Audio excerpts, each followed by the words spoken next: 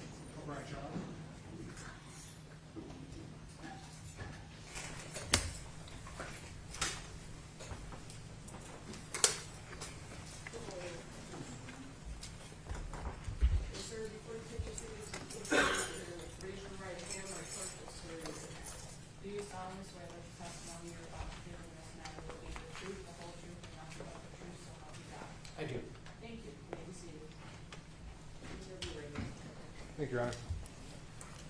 Sir, could you state your name and spell it for the record, please? Yes, my name is Brian Childs, BryanChiles. What do you do for a living? I am the Senior Manager of Axon Forensics at Axon Enterprise.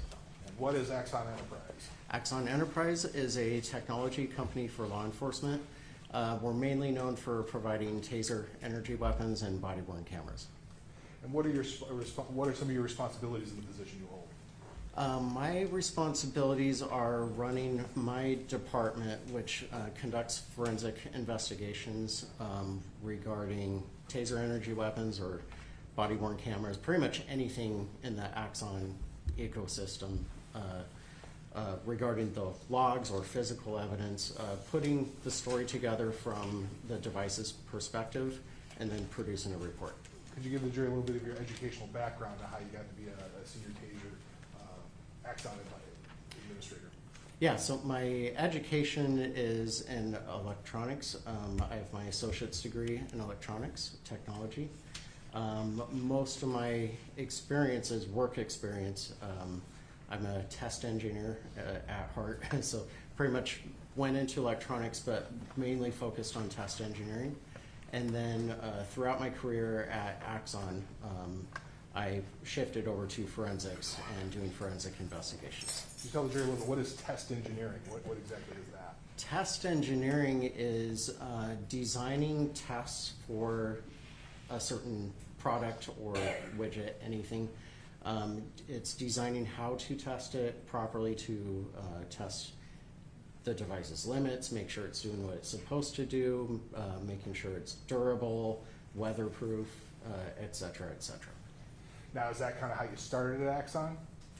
I actually started in research and development as an electrical technician, and then within a year, I started the validation team, which is validation testing is basically what I described. It's taking product or designs and put them through the ringer, electrically, mechanically, environmentally, to make sure the product does what it's supposed to do and will survive the elements that it's going to be in.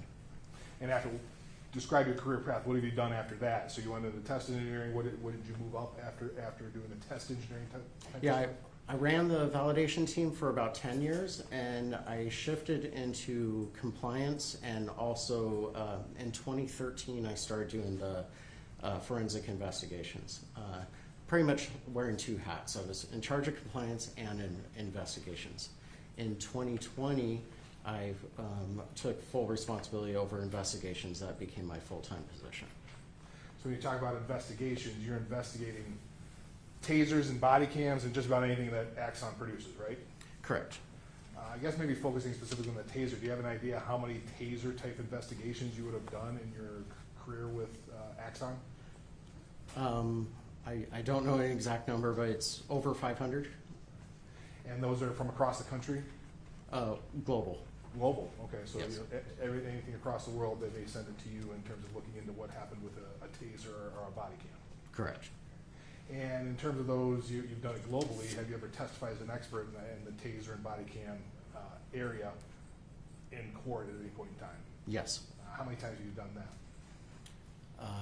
Approximately 70. Okay. And that, once again, is that global or is that just the United States? That's U.S., Canada, and the U.K. Okay.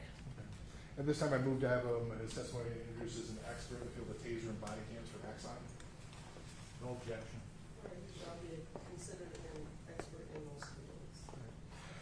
I guess maybe we'll start off and get a little idea. I'm going to show you what has been kind of marked into evidence as Exhibit 23. Can you tell the jury what this is? This is a Taser 7 energy weapon. And tell what Taser 7, why is it Taser 7? Is there different versions of Taser then? Yeah, there's several models over time, and Taser 7 was our 7th iteration of the design. All right. So what Taser are you on now? Right now we're on Taser 10. Okay. So this is an older version. When did this version kind of go into use, if you will? This one was released in 2018. Can you maybe if you can show the jury in terms of what describes some of the things on, it kind of looks like a gun. Is it a gun? It is not a gun. It is not a firearm. It is a handheld device, the shape of a gun for the look and feel of it. It has a grip. This part is where the battery pack will go in. It has rechargeable batteries. Has a safety switch, which is ambidextrous, so it can be used left-handed or right-handed. And then a trigger switch here. And then also on each side, there's a button on the side that is called the arc switch. I'll get into more technical what each one does. We also have cartridges that install in here. There's 2 cartridges. Each cartridge has 2 probes. So there's 4 probes total. What else? We have cartridge release. That's essentially it. There's a high voltage section, and then pretty much the microprocessor and the smart section of it. Maybe talk a little bit more. You talk about a safety switch. The safety switch, it's on there. What is that designed to do? So the safety switch arms the weapon. So it turns it on, powers it up, but it does not activate the high voltage yet. So it just puts it at a ready. If the trigger's pulled or the arc switch is pressed, then it will activate. Also with the safety switch, laser aiming will turn on and a flashlight if it's configured. Now, what is a taser designed for? What is the purpose of a taser? The overall purpose of a taser weapon is to inject electrical signal into the human body or animal and override the central nervous system and tell the muscles to contract. So when activated, it produces high voltage pulsing, and that pulsing, if delivered to the body, will be received by the muscles, and all of your muscles, all movement that you make is done by electrical signals from your brain. And so what this does is it puts an electrical signal on the muscles, and the muscles say, oh, I need to contract. So they contract and then release. But the weapon does it 22 times per second, so it causes a rigid muscle lockup if you have enough muscle receiving that signal. Okay. I'm going to go and maybe help a little visual in terms of how this works. I'm going to play what's been stipulated to is Exhibit 22 of the people, Your Honor. Okay. Dim lights. And you've seen this your promotional video for the Taser 7? Yes. And you recognize it? Yes. All right, I'll go through it and I'll ask some questions.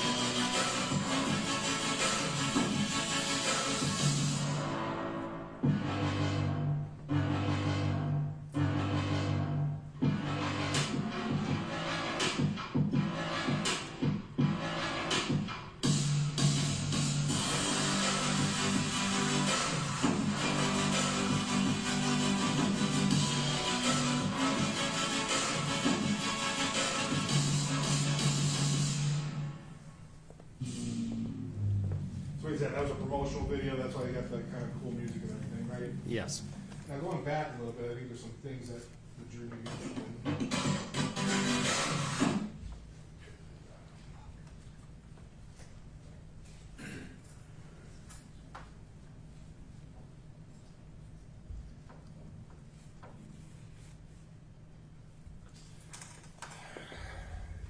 Can you describe, when you talk about these cartridges, you got the probes, if you will, can you tell the jury what they're looking at here?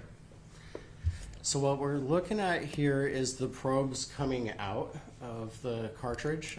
How that works is inside the cartridge there's a nitrogen gas capsule. Excuse me. About 2,500 psi of nitrogen gas. When triggered, there is an electrical signal sent to a primer, which explodes internally, and that creates pressure and pushes the gas capsule into a puncture pin. That ejects the air, the nitrogen gas, out of the capsule, going down these channels, and pushes those probes out. So it's not gunpowder as a typical firearm. The probes are launched via compressed air. The wire in the probe, the wire is actually wound inside the probe. So the metal pieces there, the wire's coming out of them, spooled inside them. And it's tethered to the cartridge, which is electrically connected to the weapon. And then the wire is attached to the probe tip. So in terms of these probe tips, that's what's got to go into the person, if you will. Is that a fair statement?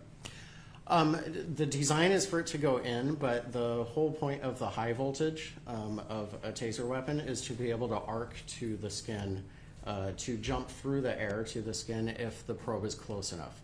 So even if it doesn't penetrate the skin, it can still make a connection.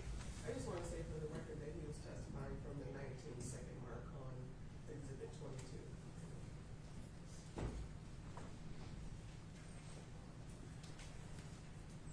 We can go here a little bit, and we'll go for the record 34 seconds on the exhibit. I think right around here they talk about cross connect. And can you describe what this cross connect is? It looks like a probe is missed, but another one is hit. Can you describe what cross connect is and what this video part of the video shows? Yes, so adaptive cross connect is a technology. Previous versions of the weapon, the X2 mainly, had 2 cartridges, but it had a chance to cross connect, but it was pretty much due to the laws of physics. It could happen or couldn't happen depending on what's going on, where the wires are, how far the probes are from the skin, stuff like that. With the Taser 7, we designed adaptive cross connect that force that cross connect to happen. So if a probe misses, like in the image here at 34 seconds, one of those probes missed, but we're able to cross connect from one cartridge. Well, let me back up. Each cartridge, say you deploy one cartridge, the top probe is the plus of the circuit, and the bottom probe is the minus of the circuit. You always have to have a connection between plus and minus in order for electric current to flow.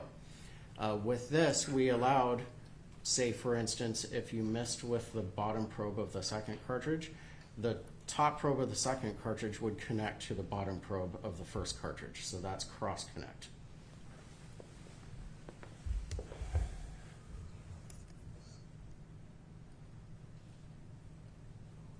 Now here, the Taser 7, and once again, correct me if I'm wrong, the Taser 7 had something about a close range cartridge versus a longer range cartridge. Could you tell the jury what you mean by that?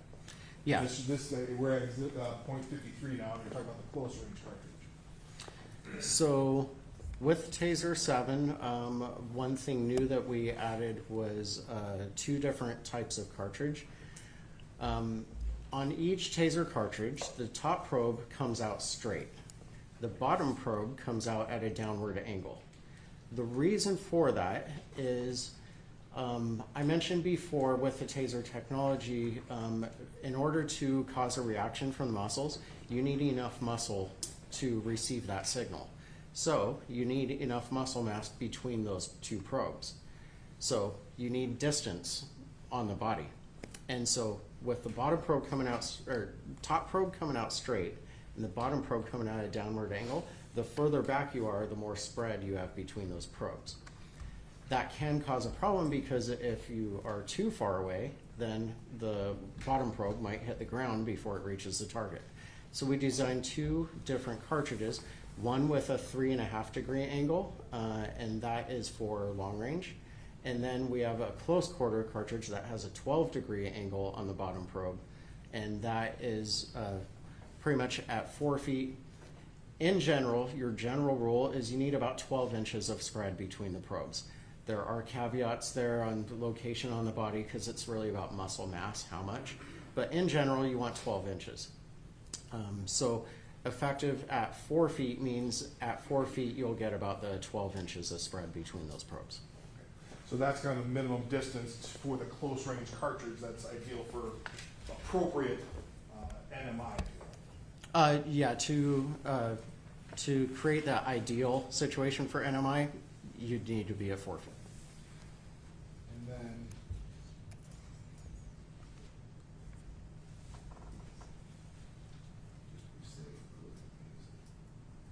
so it can go this side. I think there's 111. We're talking about 111 now. It can go up to 12 feet. Is that the maximum distance, if you will, for the Taser 7?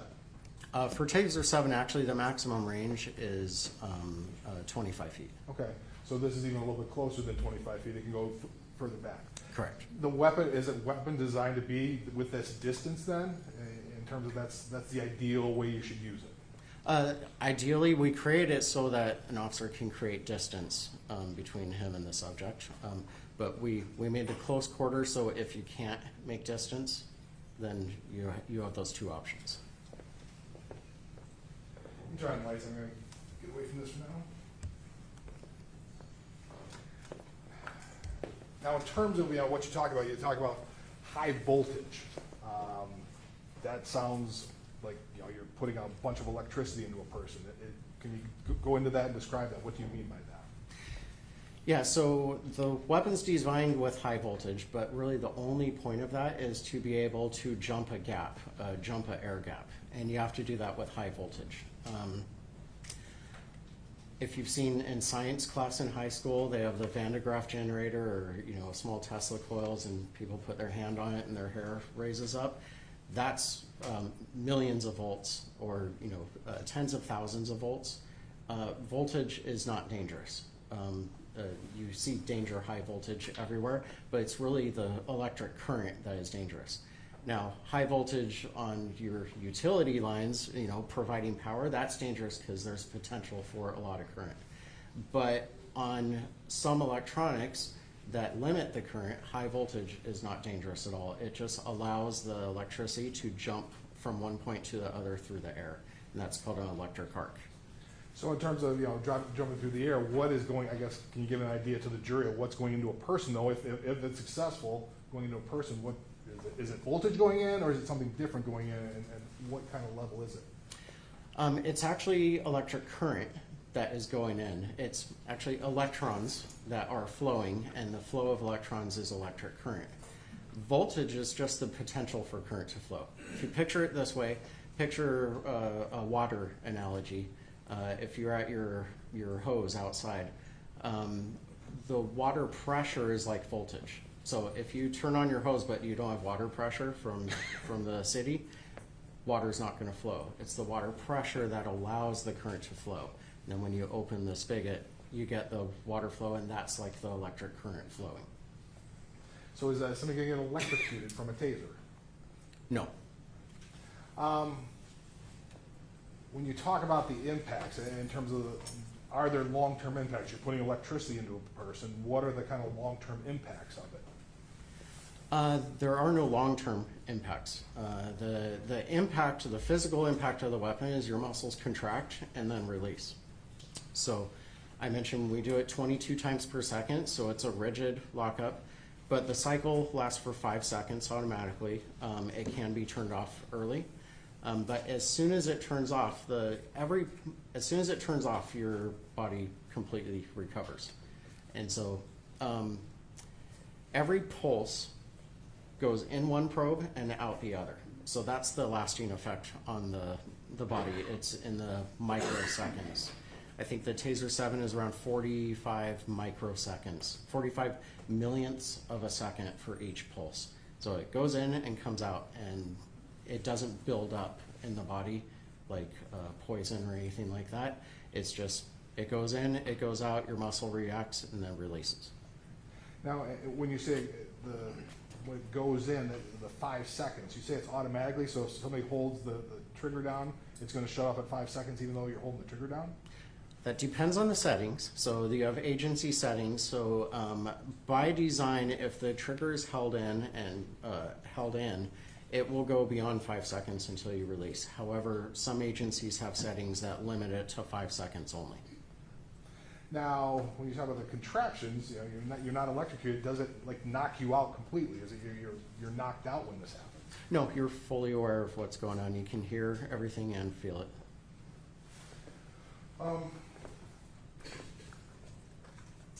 You talk about, you know, there's certain things, you know, in terms of the, if you don't get it, you talk about the 12-inch spread, if you don't get it, the full 12-inch spread, can you describe what happens then? So if you don't get 12-inch spread, we call that a short spread, then the muscles don't respond. You don't have muscles responding, but you do have sensory nerves that are reacting, and that causes, it's the potential for pain. If someone's on mind-altering drugs or numbing drugs and they can't feel, or really drunk and they can't feel pain, it's not going to be effective on them. That's why we created the technology to lock up muscles.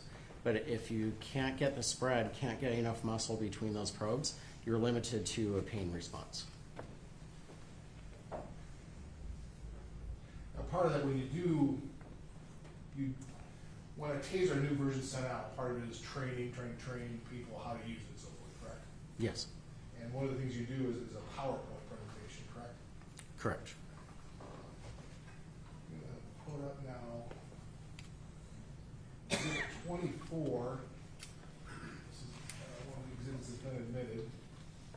Actually, part of the training documents that were admitted. I'm not gonna go through the whole thing.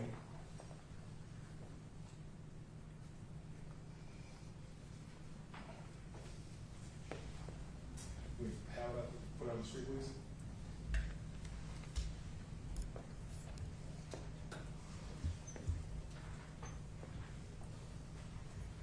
So you recognize this? Yes, I do. And this is one of the PowerPoints that are put out with the training when the Taser 7 went out, correct? Correct. Now, in terms of, can you explain here when you say Taser CEWs, that's controlled, what is it, controlled energy weapon? Conducted energy weapon. Are not a substitute for authorized deadly force. What is that there for? What does that mean? So the Taser weapon has limitations, like I said, if you can't get probe spread, or if you don't get enough muscle mass between those probes, it's limited. So we put that in there to say that we're not saying don't put your gun out. If there's a deadly situation, don't rely on the Taser. Like if there's close range and person has a knife, they're typically going to go to their firearm rather than a Taser, because there's limitations. If you don't get the probe spread and it's a deadly situation, your life might be in danger. So we're just saying it's not replacing the gun yet. Okay. Now, replacing it, is it designed to, is the Taser designed to kill people? No, What's it, you know, it's not designed to kill people. What exactly is it kind of designed for then? it's designed to temporarily incapacitate. Let me move down, try to do a little quicker, but it's hard to move. I'm gonna go to slide 37 now. So this is part of the PowerPoint as well, correct? Yes. And you have this warning here. You just said it's not designed to kill people, but then you have this warning here. Can you explain that? So the warning, the first point, can incapacitate. That's what it's designed for. Can cause death or serious injury. Serious injury, you can get a probe in the eye. You can, using force, you can cause injury. As far as death, most of the deaths that have happened from falls. When a person walks up and they're incapacitated, they typically fall down, and if they're at elevated height, they fall straight to the ground.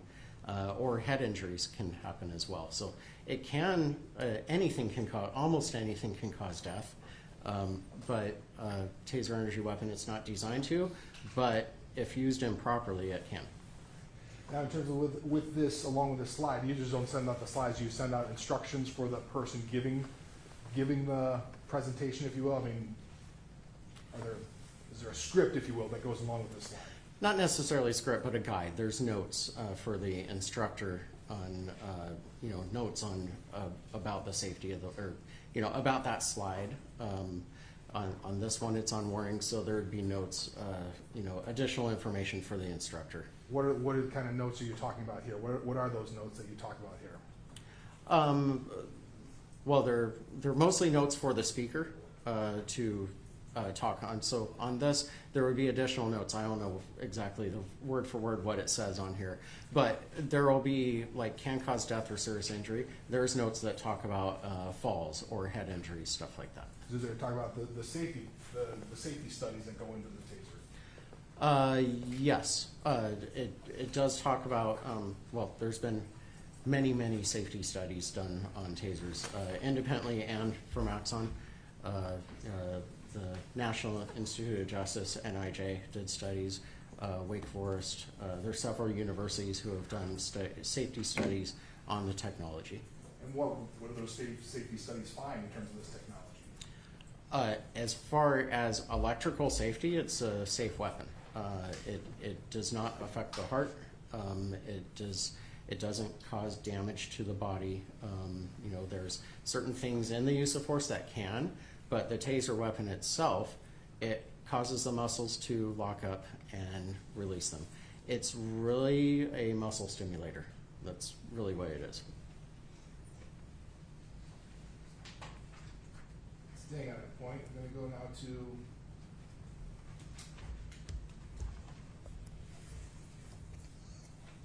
slide 50. This talks about voluntary exposure. Is voluntary exposure that sometimes that police agencies use in their training? Yes. Now, in terms of looking at this, when you talk about risk of injury from stress, that first paragraph, talking about muscle exertion, can you describe what does that mean?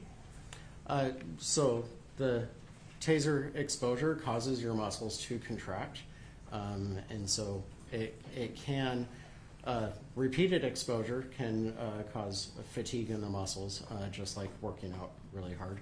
And so that is warning that, stress, physical exertion, falling, especially like voluntary exposures, you don't just have someone stand there and hit them because they're going to fall and hit their head.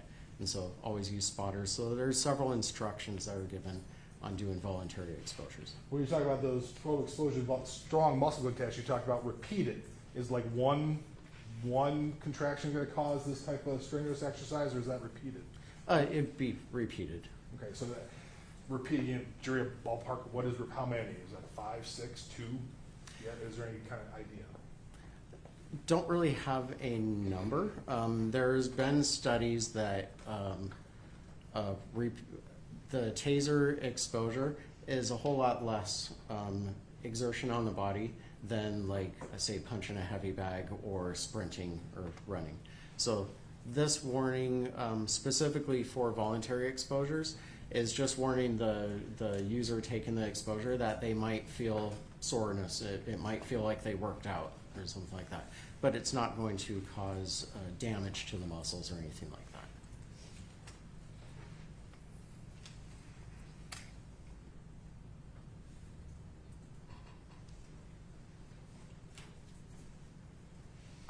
Now I'm going to slide 61 now, key safety guidelines. You've talked about this a little bit. Well, why is this list? What is this list here for in the PowerPoint? This is to warn users to pay attention to the surroundings before a taser is deployed. If a person is up on a ladder or up on a roof or on scaffolding at some type of height, if you deploy the taser and they get the muscle effect, they're going to fall off of that. So pay attention to that. Flammables and explosives, there have been a few out there where a person was seriously injured or killed due to fire because a taser was deployed in a explosive environment or a flammable environment, and the high voltage arc can ignite flammable fumes. Are those kind of the top reasons people have been killed in the history of the taser? Yes, falls is the number one, and then also fire injuries is up there. Now, in terms of number 4, the restrain fast, avoid prolonged exposures, you kind of touched by saying, well, prolonged exposures don't build up, but now you're saying avoid prolonged exposure. Can you explain why that's in there? It's just for the situation. The device is painful, and it's a strong use of force, and so it's not causing long-term damage. I mean, eventually, a very long exposure. We had a volunteer do 45 seconds. So one activation is 5 seconds. We've had a volunteer do 45 with no damage. But eventually, at some point, you're going to cause muscle damage. If you keep lifting weights beyond you're tired, but you keep on going, you're eventually going to damage your muscles. So that's why the warnings there, prolonged exposures, you want to limit. All in all, we teach officers to use the minimum amount of force to effect the arrest. So get them under control, get them cuffed, and turn the taser off. So you had a volunteer do it for 45 seconds, you didn't have to pay him? I believe he got a free taser. Oh, okay. All right, so you got something. Right. Go to now. This is now 64. If I get a little bit better here, let me shrink it a little bit.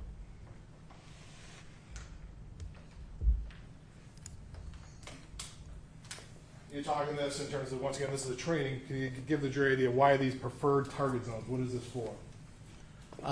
So preferred target zones, one, we're thinking safety, and two, we're thinking effectiveness.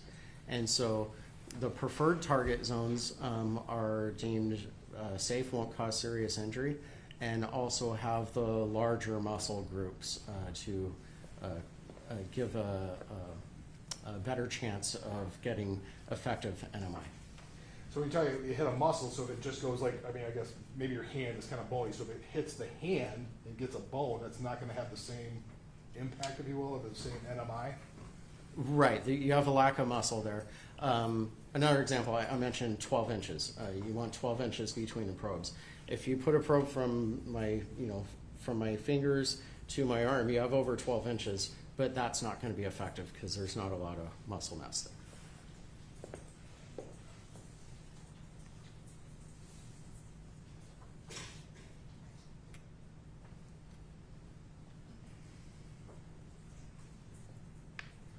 Now here's this. This is slide number 70 on the PowerPoint. Can we talk about this? You mentioned it a little bit, but you actually put this in there. What do you, the fighting or fleeing? How did Taser put this in there? What did they rely on here? So there's a medical condition, and I can't go to. I'm not a doctor, but I know it from the doctors. But there's a medical condition called acidosis, and that's where your body is shutting down due to exertion. And it has to do with the pH levels in your blood. And they did a study comparing taser exposure versus fighting, punching a heavy bag, sprinting. There was even a dog attack in there, and pepper spray. And the taser energy weapon was very low on that scale of causing that amount of stress. The number one was fighting, and number two was sprinting, fleeing.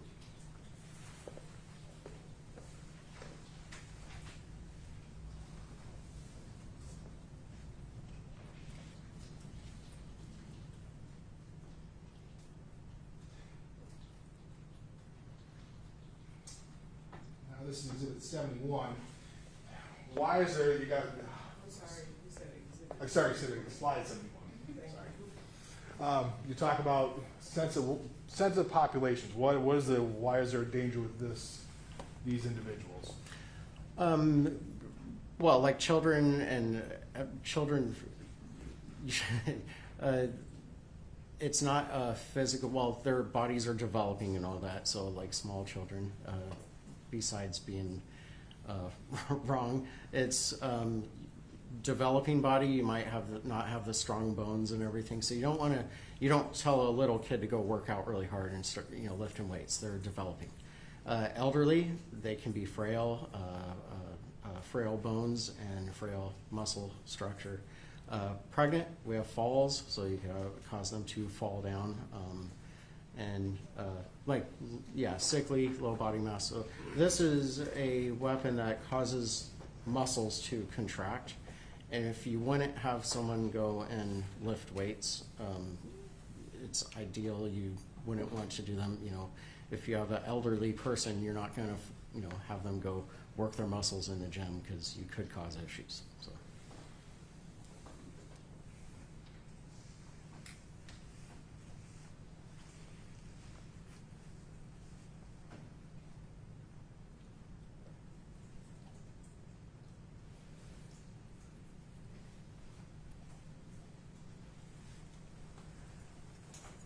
I'm going to go to slide 96 here. You talked about some of these, you repeatedly talked about elevated platform and so forth.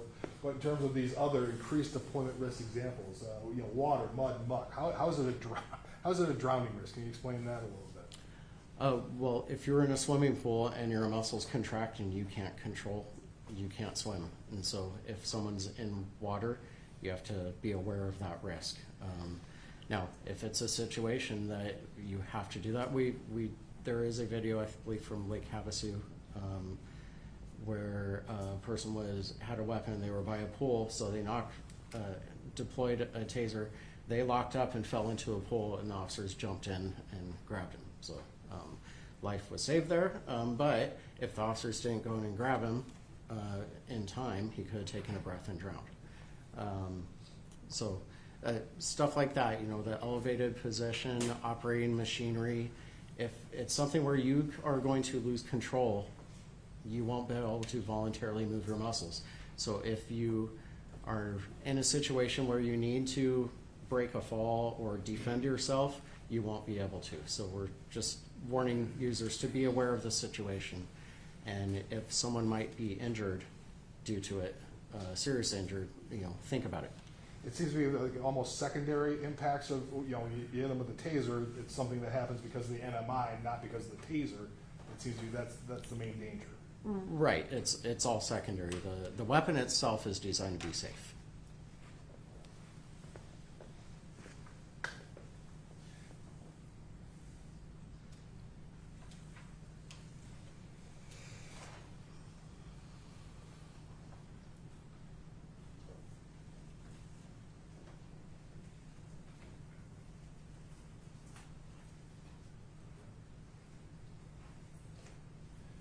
Get in here, do you see that?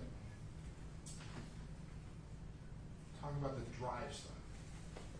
Okay. I think you mentioned a little bit. Can you go a little bit more into with the jury? What is the drive stun? What does that mean? I'm sorry, could you identify that particular slide? This would be slide number 124. Thank you. Yes, so drive stun. And first, I believe I've talked about NMI. I think it says NMI in there. That's neuromuscular incapacitation. That is when your muscles lock up and you no longer have control of your muscles. So I mentioned the point of the weapon is to incapacitate, but that is done via the probes or delivering energy to enough muscle mass. A drive stun, a lot of people call it a mode of the weapon, but it's actually a tactic from the officer. And drive stun is when the weapon is activated and driven into the body of the person to make contact. It's also called contact stun. There's tactics they teach to hit pressure points and nerves to cause more of a pain response. And that's really what it is. The drive stun without probes causes pain, but it does not cause the muscles to contract.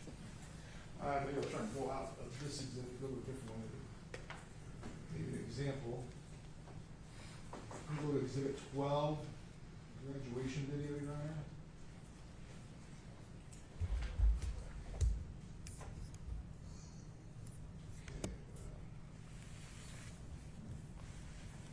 Okay. You got number 2. This is about 103 in the graduation video, exhibit 12. Back it up a little bit.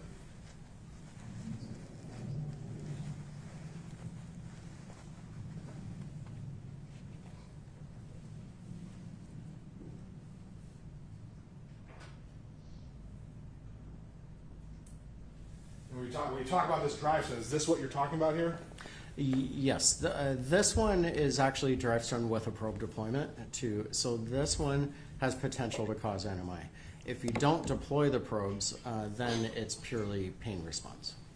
Why would you, in a circumstance like this, the probe deployment with a drive stun, why would you do this? What's the purpose of this? Well, we had talked about like there's minimum distance, like the 4 feet with the cartridge. That's what causes the 12 inches. If you're closer than that and you cannot get distance, then you can do a tactic like this where you deploy close and then drive stun on another part of the body to complete the circuit and get more muscle between those So electrodes. if you had just done this without the probe deployment, that would just be the drive stun you're talking about. Yeah, that would, and it's very similar. This was a probe deployment really close. That would be the same body response as a drive stun without probes, just because it's close. There's little spread between those probes versus on a drive stun, it's just the energy coming from one electrode to the other.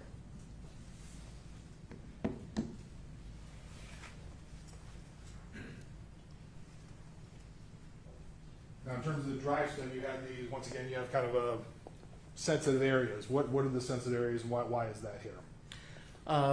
We have the groin, very sensitive area, and also we say to avoid the neck because you can't. It's a weapon putting pressure, so and you can crush the trachea. But that's not necessarily the drive stun. That's just enough pressure because of pushing the weapon again. Right. It's just because you're applying the force. It's not really the weapon. And you want to avoid the face. You don't want. I mean, an electric arc across an eyeball probably cause blindness, and so you avoid the face, the neck, and the groin.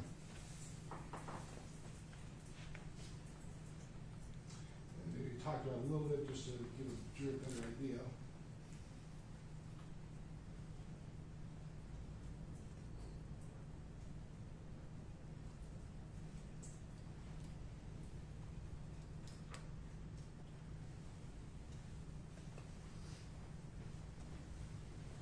I think you talked about a little bit, maybe a more better visual in terms of the degree, the cartridges, the angles. What angle are we looking at here? Which cartridge would this be? And which slide is that? Excuse me, that would be slide number 154. Thank you. This is a 3.5 degree cartridge, also called our standoff cartridge. So this is a longer cartridge, if you will? Longer distance rated, yes.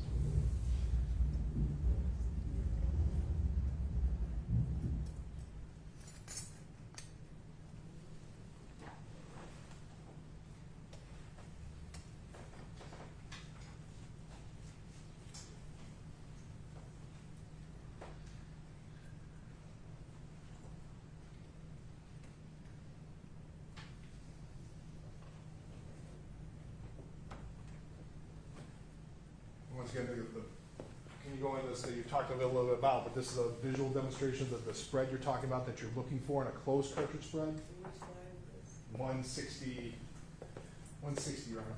Thank you. Yeah, so this is showing the 12 degree close quarter cartridge, which has more spread on the bottom probe.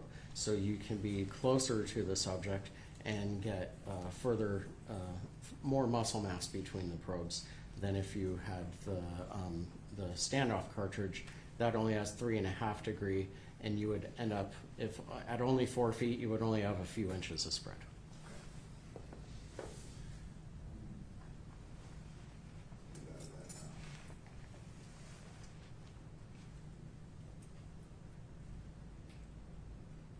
Now, part of what you did here, we'll probably turn that off right now.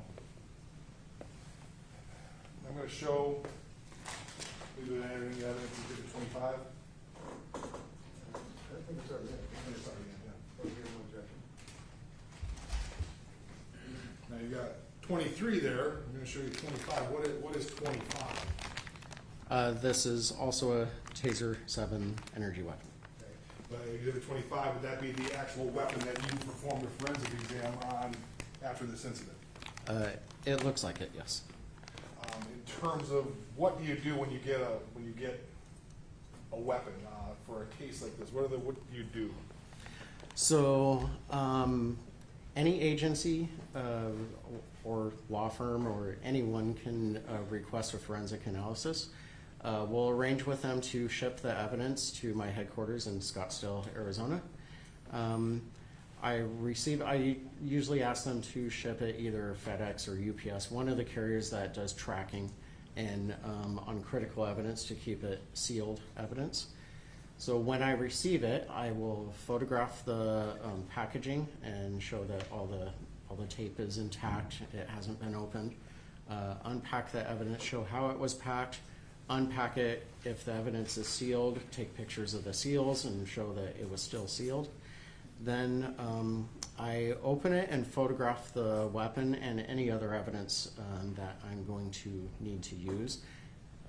The reason I say that, sometimes something is sent to me that I don't need, so I typically don't even open that piece of evidence. But the pieces I'm going to use, I photograph close-up photos of all 6 sides, the weapon, the battery, the cartridges, probes, wires, anything relevant to what I'm investigating. Take close-up photos, do an inspection, and then I go and do an initial download. Talking about download, the weapon has a memory chip inside and it's recording information in it. So you can download that information to the battery pack, plug in the battery pack into a docking station and upload that evidence to our servers, which then produce logs that we can look at and tell part of the story. Now, in terms of that, when you got this, you talked about taking pictures. I've shown you 2 pictures earlier today, Yes. and you recognize those pictures as pictures you took of the taser that was used in this incident. Yes. I would move the admission exhibits 23 and, or 28 and 29, Your Honor. No objection. All right, 28 and 29 are not admitted. Put 28 up there.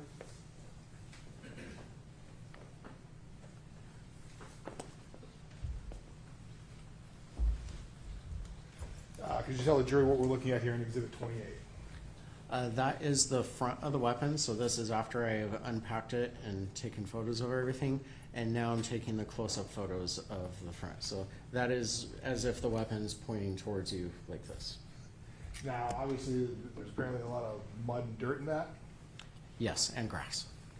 Now, in terms of which, and I don't know if you can see it real well, what would be the close cartridge and which would be the longer cartridge, if you will? The one on our left is the 3.5 degree close quarter, and the one on the right is the 12 degree So that's why standoff. it's dropping down a little bit at the bottom there. Right, and so looking at it from this angle, the cartridge 1 is on the right, cartridge 2, I'm sorry, I messed that. Yeah, cartridge 1 is on the right, I was correct, and cartridge 2 is on the left. And then going to exhibit 29, what are we looking at here? This is 2 probes and the wires unspooled from them. So this is when, after it's been shot and how the taser's kind of left after they're discharged. Yeah, they've been deployed from the weapon, and also the barbed end tip of the probe has been pulled from the body of the probe. Now, in terms of you took these pictures, then you talked about getting a download or trying to tell you what the taser tells you about the incident. Could you tell the jury what you found out about the deployment of the taser in this specific incident? In this incident, the deployment, there was 2 trigger pulls that deployed both of the cartridges. The first deployment, there was no connection between the probes. I believe it arced in air for a short period of time and then lost connection completely, and the weapon couldn't discharge. Okay. Now, we can stop right there. Part of it, you did a report on this, Yes, and you kind of included photos of when you find the taser was deployed in that report. Is that true? that's correct. And you had it after you take a look at those pages, and those are an accurate depiction of what the taser looked like, reflecting when the taser was deployed. Is that true? Yes. Don't know if I remember, just to make sure, Your Honor, I moved the admission of exhibits 26 and 27. Those have been admitted. I wasn't sure, so as long as we got it in.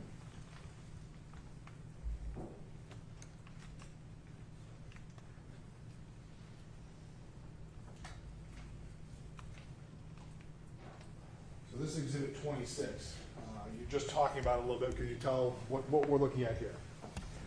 Yes, so this is page 19 of my report, and I include screenshots from the body-worn camera from Officer Schurr. And this shows the reason 2 screenshots is to kind of show the movement. But you can see this is right when the weapon is being deployed the first time, so cartridge 1 is being deployed. And the subject, you can see his hand pushing, so he pushed the weapon away right before it was deployed. So the probes did not hit his body. So you can tell it didn't hit anything. Or how can you tell that? How does it register? There's a few different ways. One is looking at the probes. The spears were bent. Typically, if they hit flesh, they don't bend. So they hit a hard surface. We don't know what that surface was, but they hit something hard. And the second way is the weapon records in a pulse log. Every pulse, I mentioned the 22 pulses per second, every single pulse that it tries to generate, it records the output charge that it delivered and the voltage across the capacitors when it was discharging. And those tell a story of what the weapon discharged into. On this first one, the pulse graph showed that it was arcing in open air for the first second, I believe. Arc in open air, that would be it's arcing across either the wires in front or just across the electrodes in the front. And then it lost connection completely and it was unable to discharge. So it's charged up, it's trying to discharge, but it can't because there's no electrical path. Going to 27. Okay, tell the jury what we're looking at here. Yes, so this is page 20 of my report. In figure 4.5, that's an image from a civilian cell phone recording. And this is a little bit later, and while they were struggling in the grass, the wires were being pulled, and I have the 2 red circles shown in the grass there. You can see 2 shiny things moving as they are moving. And those, I am very sure, are the probes being pulled from the wires as the 2 subjects wrestle in the grass. Would that be from the first one, the first deployment? Correct. Okay. Was there a second deployment then? There was. When was that? That was, I believe, shortly after this screenshot was taken. And it was done pretty much with the muzzle of the weapon in the grass. And so the probes just went directly into the wet grass. How can you, is that, once again, can you tell that just because of the video, or is there anything that registered on the pulses that you were talking about? Was that something on the pulses that we were talking about? Well, the pulses were a little bit different because typically you don't fire into wet grass. Wet grass can look like human flesh, but wet grass is, it depends on the grass. I'm sure the grass in Arizona is a lot different than the grass here in Michigan. You have grass Different in Arizona? minerals. We have a little bit of grass, mostly cactus, but the resistance or the impedance of the material. So you have different minerals, the different resistivity of the water. So there's a lot of differences. In that activation, it showed it discharging into what would look like flesh, but it was also short-circuiting, which means it was probably, it was raining at the time, so the grass was very wet and the ground was very wet, and so the water was probably short-circuiting. It didn't cause any damage, but it's the logs were recording discharging some pulses into resistive material and some pulses into a dead short. And that activation actually stopped early because the weapon sensed the short circuit multiple times, and so it stopped. Now, part of your analysis also, when you talked about this photo wasn't, but the one before was from the body cam, you did an analysis of the body cam in this instance as well. Correct. Could you tell the jury what happened with that? Because at some point in time, it turned off, and we stopped seeing anything. Could you tell the jury what happened with the body cam? So the body camera, well, I won't say turn off because it's powered on, but it can be put in recording mode, or it goes into buffering mode where it's buffering video into a temporary memory. It started recording automatically due to, I believe it was the light bar in the vehicle, started the body camera recording. And during their struggle, well, let me back up. You can start a video by double tapping the event button. If you press the event button, which is a big button in the center, if you press that twice within a second, that starts recording. It can also start via a Bluetooth signal. So this one started via the Bluetooth signal. To end a recording, you press the event button and hold it for 3 seconds. During the struggle, I gave a detailed, there was like 16 times it was pressed within a 3 second period, but none of those were 3 seconds. But when the camera turned off, the button was held for 3 seconds and it turned off. Analyzing the video at those points in time, it was always when the video was blocked because there was a body right in front of it. So it makes sense that as they were struggling, the button was being pressed, but the last time it was pressed for 3 seconds and by design, it stopped recording. So is that more of an unintentional, because there's the bodies pressing against one another than somebody intentionally trying to turn it off? Correct. One other thing I kind of finished up with, in terms of the drive stun, can you show, where is the drive stun, what on the Taser, if you use either one, what are the probes, what comes out for the drive stun? If both probes are deployed, how does the drive stun work? What is that on the? Yeah, so if probes are deployed, picture we have 4 wires coming out here and probes over there. If you were to do a drive stun, there's electrodes, one electrode here and one here, one on the bottom over here and one on the top over here. And so if you do a drive stun, it will discharge that electricity into the skin and the sensory nerves. Okay, so it's just those 4 little points. Yeah, it's just these 4 points.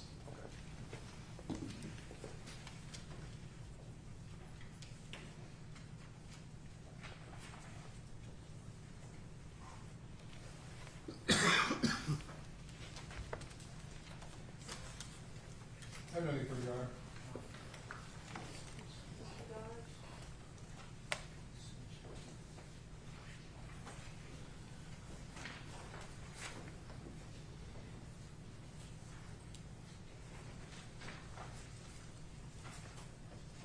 Good morning, Mr. Childs. Good morning. So you did a great job of explaining that as in basic of terms as can be, but it's not necessarily intuitive to everyone, so I just have a few clarification questions here. Sure. Sir, for the most part, everything you testified to as far as the Taser, how it's designed, the PowerPoint, is it fair to say that's in the hands of a trained person? Yes. And Axon's classification of a Taser as a less lethal weapon, is that in the hands of a trained person? Yes, there's a lot of caveats and warnings that need to be gone through and thought about during a deployment or even before a deployment. So yeah, I would classify it's really built for a professional or for a person who's gone through training on that platform of weapon. Okay, and I want to get to that training in just a moment here, but in the hands of an untrained person, would Axon market this as a less lethal weapon? It's designed to be less lethal, but in the hands of a person who's not trained on it or someone who has ill intent, it could be dangerous.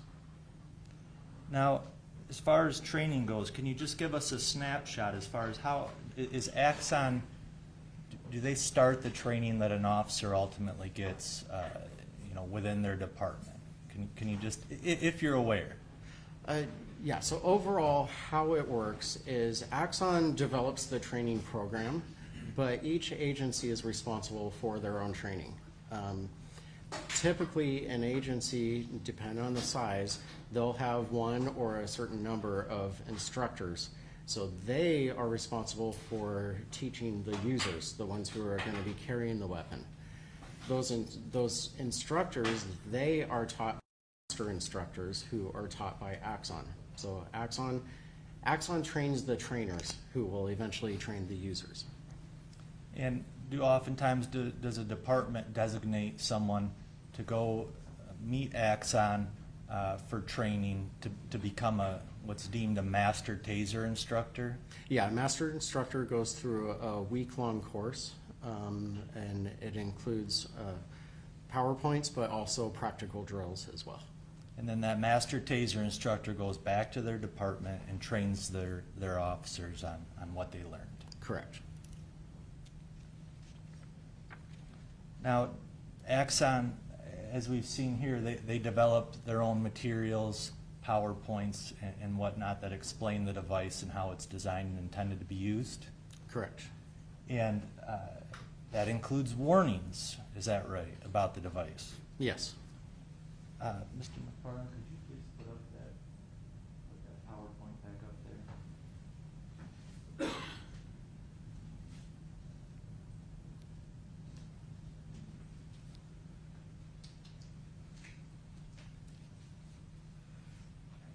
And you're familiar with these materials, is that fair to say that you just went over with the prosecutor? Yes. I don't plan to go into the whole PowerPoint, but just on a few topics here. And I think it was already pulled up. Axon, the manufacturer of this Taser 7 device, warns that it's a serious weapon and should be treated as such at all times. Is that correct? That's correct. Do the Axon materials and warnings tell officers that the Taser is no longer dangerous after both cartridges are deployed? No. Could you please go to slide 13? This is exhibit That is People's Exhibit 22. I don't know, is this ours? It's a complete section. All right, this would be, it's also Defense Exhibit G6. Is it the same documents? We don't need two. So it appears to be, so I just wanted to, they could use mine or they could use theirs. But which exhibit was it, 20, was it 24? Under the people. Ours is 24, correct? 24 or Defendants G. Well, that hasn't been admitted, so G6 hasn't been admitted. Are you familiar with this PowerPoint? Yes, I am. Then it'd be duplicative, so, like, we don't need two exhibits that are the exact same thing. Well, theirs is included as part of the larger geography training. This is just our DMS training. So it's a little different in that regard. So this is part of their exhibit. Yeah, we don't have, yes, it is. So then it would still be duplicative, just because it's extra, but you can, refer to the slide that's within the PowerPoint, because I think it would be the same slide. I don't know, I'm sorry, let me get three attorneys on this one. I don't think the numbers might not be the same. We recognize it's duplicative, Your Honor, but because it's a larger package and a smaller package, if he's referring to something on the record as slide 12, it might not be the same slide as in the Well, larger you can package. check that out. Which slide is this for you? It's gonna be different because our exhibit does start with the GRP, some of the training stuff, so they're later on, so it will be different. This is technically a separate, would then be a separate piece of material here. So it's still not admitted. And I would move for the admission based on this expert's knowledge of this. And that's a G? G6. Okay. Is there any objection to G6? No objection. Okay. Then exhibit G6 is now admitted. Thank you.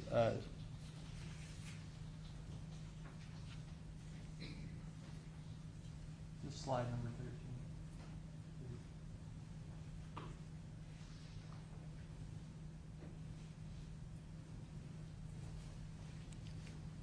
Now, I think you've already discussed this on direct examination, but the Taser 7 is worn can cause serious injury or death, correct? Yes. And the device as a whole has the ability to incapacitate human beings, correct? Correct. The device has the ability to immobilize a person. Is that fair to say? Yes, it causes their muscles to contract and they cannot control them. Now, you mentioned studies. Is that often discussed that for a police officer in particular, if they're immobilized, if they're incapacitated, that gives the subject an opportunity to take their firearm. Is that often discussed?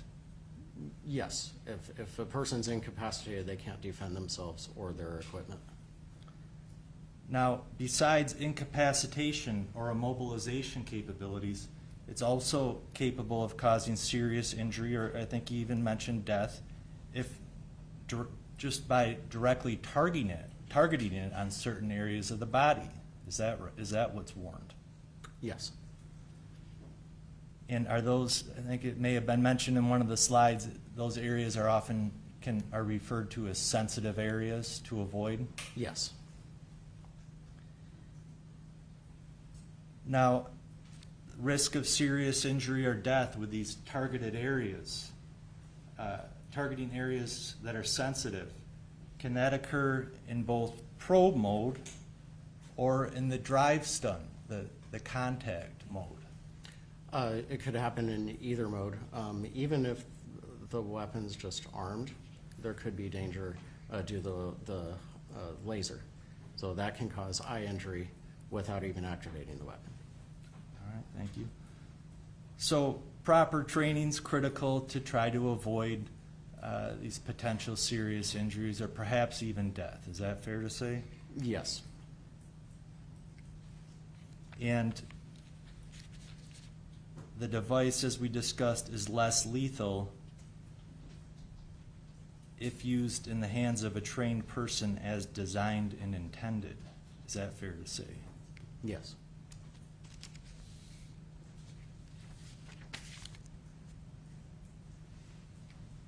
Now, a trained person is obviously notified about these potential risks of the device. Yes, Correct? they go through not only the PowerPoint classroom, but they also go through practical drills where they're put through scenarios to think about these things. And I just want to, for a moment here, go over to the sensitive location topic that I know was brought up somewhat on direct examination. Could you please go to page 41?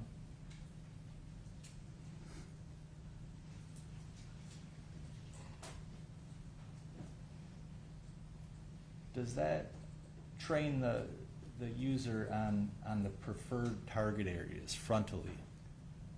Yes, we looked earlier at the rear view, the rear of the body, which was mostly most of the body except for the head. And then on the front, we include the groin area, the chest, and the face and head. And there's mention of increases dart to heart safety margin. What's that?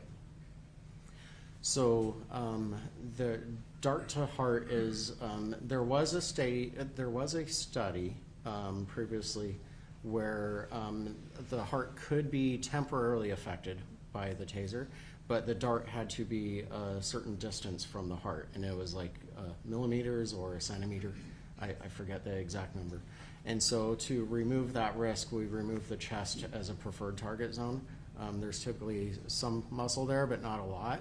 So we didn't lose much from just removing that from there. But to get the probe that close to the heart, it would have to be a very skinny person, very small chest, and the probe would have to penetrate right over the heart and discharge right to it. Okay. And it's clear to the user, do not intentionally target head, eyes, throat, chest, or genitals. Is that right? Correct. And I believe you mentioned use of the taser probes to the eyes could cause blindness. Yes. And you just brought up the heart. Now, is the neck and the throat also put as an area to avoid? Yes. And also the genitals? Yes. And would an untrained person intuitively know to avoid these areas to potentially cause serious injury or death? They would not. And I want to clarify, you said something about probe to the eye, but I believe even discharging electricity into the eye without the probe, like for a drive stun, or even I mentioned the laser to the eye. So it's not probe to the eye, the only thing that could cause blindness. There's several other factors. Okay, and I was gonna get to another one of those that I think you brought up on direct examination already, but let's just take the cartridge, the probes, the wires out of the equation. You brought up that the device still has the ability to administer a drive stun, Correct. and that also delivers an electrical charge onto a subject, has that ability, correct? Yes, that would discharge into their body. Could you just hold up the exhibit there? What is that exhibit, Mark? 23. How do you ignite the drive stun function on the device? First, the weapon has to be armed, so the safety switch has to go up, which is just move it with your thumb or finger. And then press it for pure drive stun without probes. You press the arc switch either on the left side or the right side. That's all it takes to have the drive stun ignite is pressing that switch. Correct. And if used by a trained person as designed, is the drive stun meant to cause localized pain? Yes. How far from the subject do you have to be then to use the drive stun? It's contact, correct? Yeah, it's arm's length. Okay. And if I use the drive stun, press the drive stun against somebody, how long does that last? That the drive stun's working? The activation, or Yes. If that's depends. If no cartridges have been deployed, the activation will go for 5 seconds. But if probes have been deployed, I'm sorry, I have that backwards. If probes have been deployed, pressing the arc switch will activate for 5-second cycle. Okay. And the drive stun alone, I believe you mentioned, all by itself, drive stun, that does not cause this NMI, this neuromuscular incapacitation by itself? By itself, without probes, no, there's no NMI. But the drive stun is very painful. Is that fair to say? Yes. And does the drive stun run risk that it has the ability to immobilize someone? Without probes deployed, there's no chance of NMI to immobilize through muscle, but it can temporarily jar someone because of the pain. Sure. And depending on the person's condition, could that immobilize the individual? It could temporarily. Okay.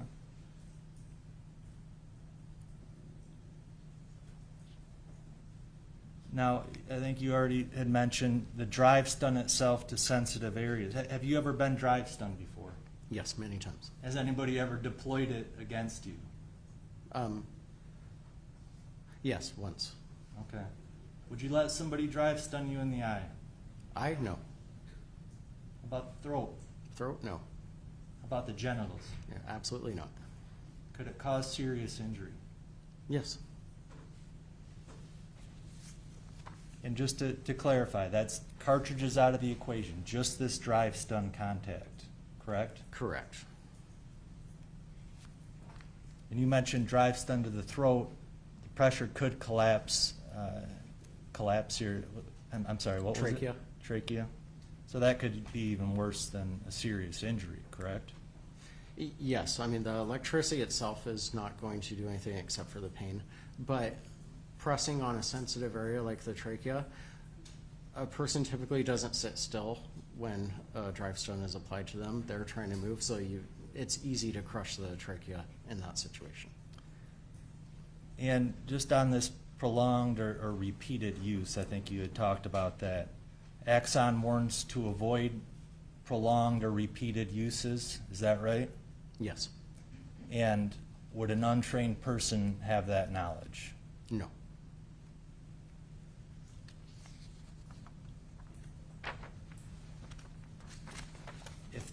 If you were deploying cartridges on me, or deploying a cartridge, fires the probes on me, makes proper connection, is that sometimes referred to that I then take the ride? Yes, it's been called that. Typically in volunteer exposures, yes. How long does the ride last? 5 seconds.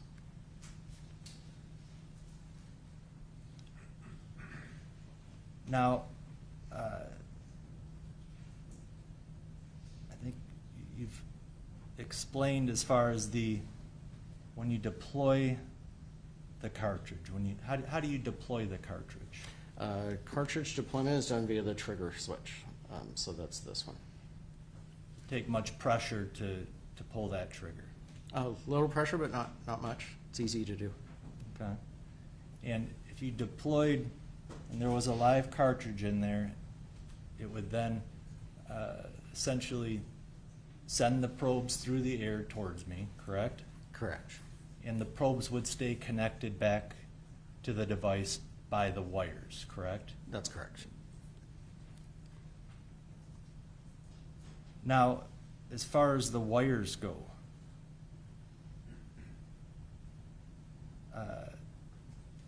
are officers often trained to avoid making contact with the wires and probes when possible? Yes, we train them to cuff under power, which means the weapon is active, and so they're under the power of the neuromuscular incapacitation, but we warn them to avoid the wires and the probes because they could receive some of that shock. Now, the probes, and I think we see them right in the exhibit there, it has a sharp end to it, correct?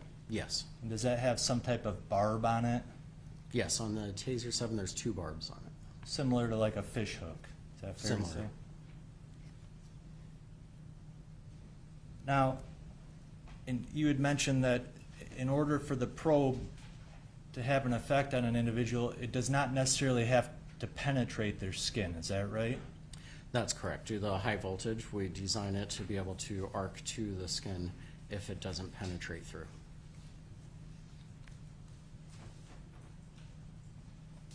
You had talked about this Taser 7 device has the capability of holding 2 cartridges, correct? Correct. And one of the cartridges is what's referred to as a close probe cartridge. Is that what it's referred to? We call it close quarter or close CQ. quarter. I'm sorry. Close quarter. Okay. And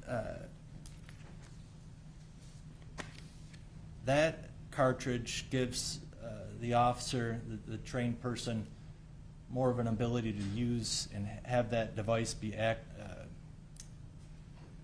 to be more optimal when within close ranges. Is that fair to say? That's correct. And as we watch that video there, it says 4 feet. Is that an optimal range? That's the optimal to create 12 inches of spread between the probes. Now, this optimal range, is that a distance that's created in the laboratory? It was more, I don't know if it was a laboratory, but yeah, it's in a test setting. There's been several studies that were done on effectiveness, and we call it motivation, where you get someone really motivated, they're going to try to ignore the pain and get to a task. And we see the difference areas on the body and the spreads between the probes, how effective it is in stopping them from going to that task. And the reality out in the field, though, officers can deploy probes at closer ranges than 4 feet. They're allowed to do that's reasonable, correct?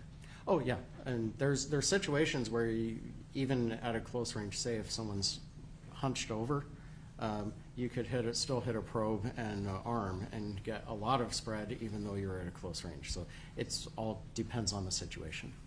So 4 feet may be optimal, but you could still cause NMI even at closer ranges than that. Yeah, that 4 feet was just saying the probes will be at 12 inches at that point. And let's say the probes do hit very close to each other, maybe not optimal. Is there another third point of contact that the officer can use to create NMI? Yes, actually, we watched a video of a graduation video, and that was called a 3-point. So probes were deployed close range and then brought over to the leg.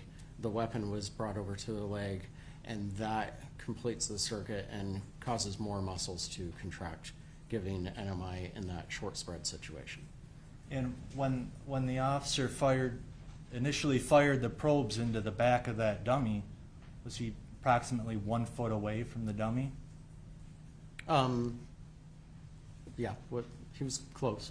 Yeah, or closer perhaps? Yeah, possibly closer. But then he followed up with the drive stun to a different area of the body, correct? Correct. And that's an effective means of delivering NMI.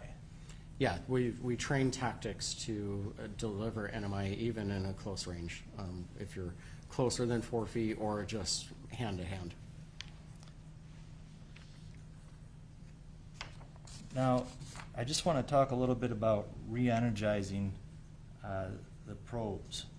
We're not able to do a live demonstration in the courtroom here, but let's just say that you have the device there. Okay? You fire both cartridges. So now on the floor here, if they were to land on the floor, we would have 4 probes and the wires connecting those probes back to the device, correct? Correct. And officers are trained to avoid contact with the wires and probes, right? Yes. And let's say the 5 seconds goes by from the initial deployments. Can the probes and the wires be re-energized? Yes, they can.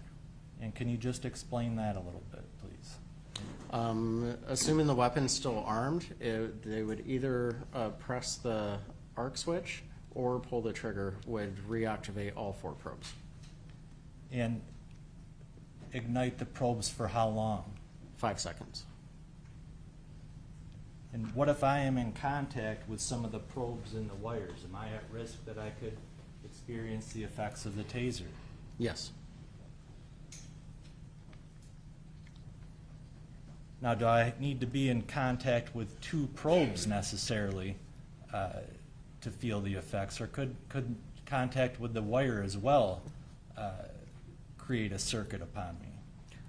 Contact with the wire could create that circuit. They're insulated. They're designed to be insulated to the 50,000 volts. However, if there's any flaw in the insulation, a nick in the wire, someone stepped on it, or even the wire as it's coming out of the probe is scraped, that could allow the high voltage to jump through it. So if you're close enough to that wire, you don't have to be on it. If you're close enough to the wire, it can jump to you and deliver the effect to you. And let's say I'm close to the wire, and then you come up and drive stun, and I'm just in contact with one wire, one probe, one exposed wire or one probe. Could that create NMI upon me? If you point to your knee, so you're like kneeling on the wire and you're drive stun to the head? Or anywhere else? Anywhere in the upper body, yes, I believe that would cause NMI, because that would be the same as if a probe is in your knee and a probe is wherever that drive stun. So you would have pretty much most of your muscle mass affected. Okay. And sir, you've seen the videos here, correct, from the prosecutor as far as this incident here? Yes. And the 2 men are struggling for control of the taser, is that fair to say? Yes. And it appears the wire and probes are all around the men during the struggle? Yes. And you later analyzed the wires and the probes from this incident, correct? At least some of them? Yes. And did you actually observe what appears to be blood on one of the probes? I believe it was on 2 other probes. Okay. Now, going back, the prosecutor showed you or talked about in your report the second deployment. And were you later able to find from the computer data and watching the cell cam video that there was a second deployment that had taken place? Yes. And you mentioned that it appears the taser was pressed into the ground when the second cartridge deployed, Yes. but that this second deployment was short-circuited? Some pulses sensed a short circuit, some sensed a resistance. So it wasn't short circuit the entire time, it was delivering charge into the ground as well. Okay. And the sound, if I ignite a cartridge, that's not as loud as a gunshot, correct? Correct. And so by the device being shot into the wet ground, it did not carry out its normal 5-second sequence. Is that fair to say? Due to the short circuit that I saw multiple times, it stopped before the 5-second cycle was over. Now, from watching that video, you can't tell whether or not the officer noted there was a second cartridge deployment, can you? Jack, that goes coming beyond his expertise here, Your Honor. He's just testifying to his observations of the video, but I Yeah, I think he would have to speculate, so I'll sustain that objection. watching the video after the second cartridge deployment, does the officer continue to fight to attempt to get the weapon? Is that your observation? Yes, they continue fighting over the weapon. And does the officer seem to continue to treat the weapon seriously? It appears so, yes. And does he continue to tell the other person to let go of and drop the taser? Yes, I believe that's the words he was using. But now we know, based on the benefit of a video and data, that there was a second cartridge deployment, correct? Correct. But even after both cartridges were deployed, 5 seconds goes by. Based on the proximity of Officer Schurr in that video to the probes and wires, and what you explained as far as this ability to re-energize the probes or wires, the drive stun, could Officer Schurr still have been at risk of suffering the effects of NMI? Yes, he could. And could that have been by contact with probes or wires? Yeah, contact with probes, wires, or drive stun. All the above could have caused NMI. Do you think that even with both cartridges deployed, 5 seconds passes, that the taser still deserved its classification as a serious weapon? Yes.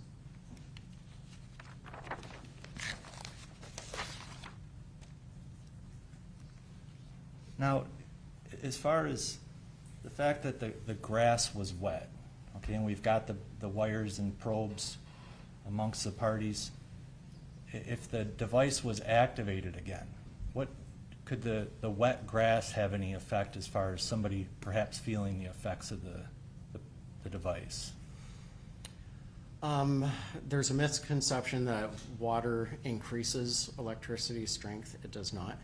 However, it does create more chance of a path to you. So that's why you don't go near power lines when it's wet, because you could cross that path where electricity will travel through the water. So in this case, the water helped increase the risk of the electricity traveling to either of them, laying in the wet grass and activating a taser. Both of them were at risk of feeling the effects. Okay. And just taking the wires, the probes back out of it once again, and talking about just the drive stun, just the contact ability of that device. After the cartridges are deployed, the device still maintains its ability to administer a drive stun, correct?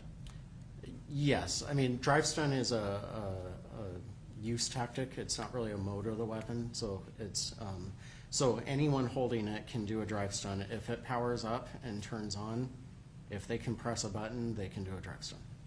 And with these men in the close proximity that they were, does Officer Schurr appear to be in close enough proximity where the drive stun could have been used upon him? Oh, yes. I'm going to conclude here, but just to clarify a few points. If the taser probes are deployed on a subject, they are at risk of suffering NMI for a minimum of 5 seconds. Fair to say? Suffering, experiencing, yes. Okay. And if a subject disarms a police officer or taser and deploys the probes at the officer, then that officer is vulnerable to perhaps have other weapons accessed or be assaulted. Is that fair to say? That's fair to say. If they were under the effects of NMI, they can't defend themselves or their equipment. The taser can still cause NMI at a distance less than 4 feet, particularly with a follow-up from the drive stun, correct? Correct. Not limited to that, but yes, definitely. If the probes are deployed at certain sensitive areas of the body, this may result in serious injury or death itself, correct? Yes, they're sharps with barbs, so like an injury to an eyeball. Not only is a puncture to the eyeball, but also it has to come out as well with a barb, so it can cause serious injury. An untrained person would be unaware of this sensitive area training. Is that fair to say? Yeah, I wouldn't expect them to be aware of it. Therefore, Axon would not necessarily consider a taser a less lethal weapon in the hands of an untrained person. That's correct. Just recapping, even after both cartridges deployed, as we now know is the case here, the Taser 7 maintains the ability to re-energize all 4 probes and wire by simply touching the arc switch or pulling the trigger, correct? Pressing the arc switch, yes. I'm sorry, pressing the arc switch. And if an officer is in contact with certain probes and or wires and the arc switch is pressed, then the officer is at risk of suffering the effects of the taser's electricity. Is that fair to say? That's correct. I think I've said it enough, but even after all cartridges deployed, the contact drive stun can work together with the already probes, wires on the ground to close the circuit and cause NMI. Yes, that's true. And it's as simple as just pressing the device upon somebody and pushing the button, correct? Or pulling the trigger, correct. And Axon warns, do not press the drive stun on certain sensitive areas of the body, correct? That's correct.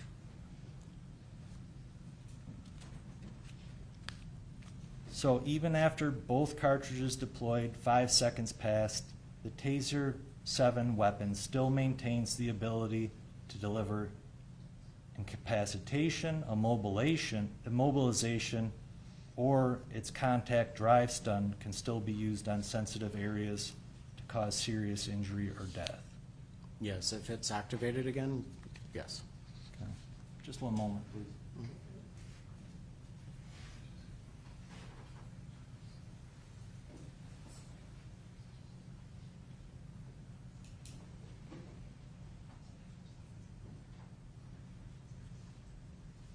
Does the drive stun make noise?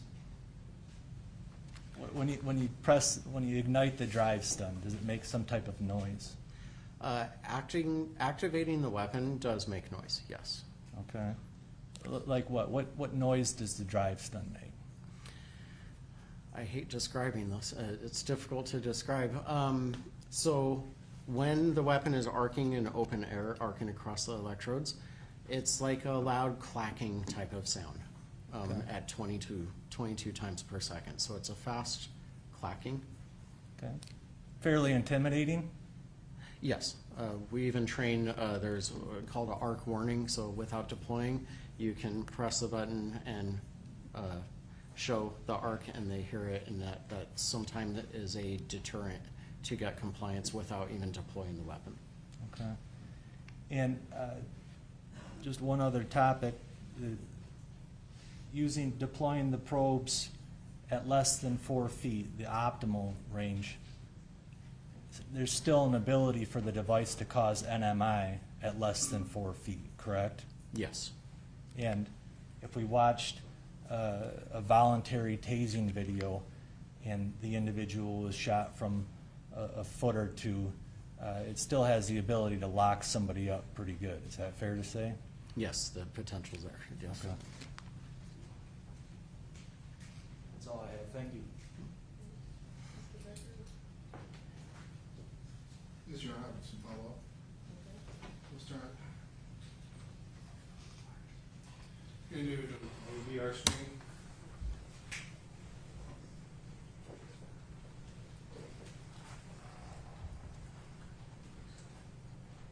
Gonna go to Exhibit 1. You've seen this, obviously, you talked about in your testimony, the cell phone video. Yes. Okay. It's more for noise, but you can also watch it too.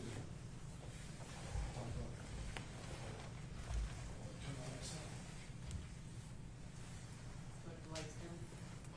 And then are you starting from the beginning or? Nope, it's gonna be 45 seconds, Your Honor. Thank you.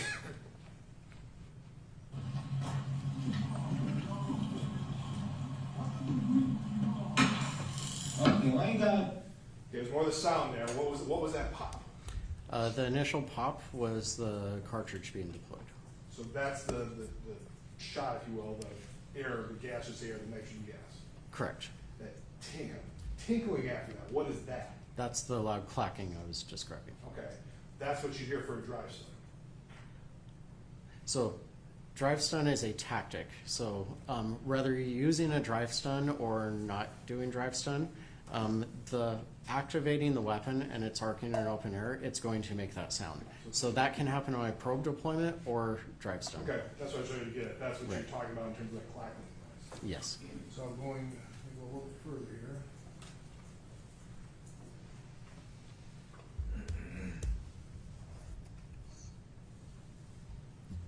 Let me go to 52 seconds. Good, man. Let's call the taser.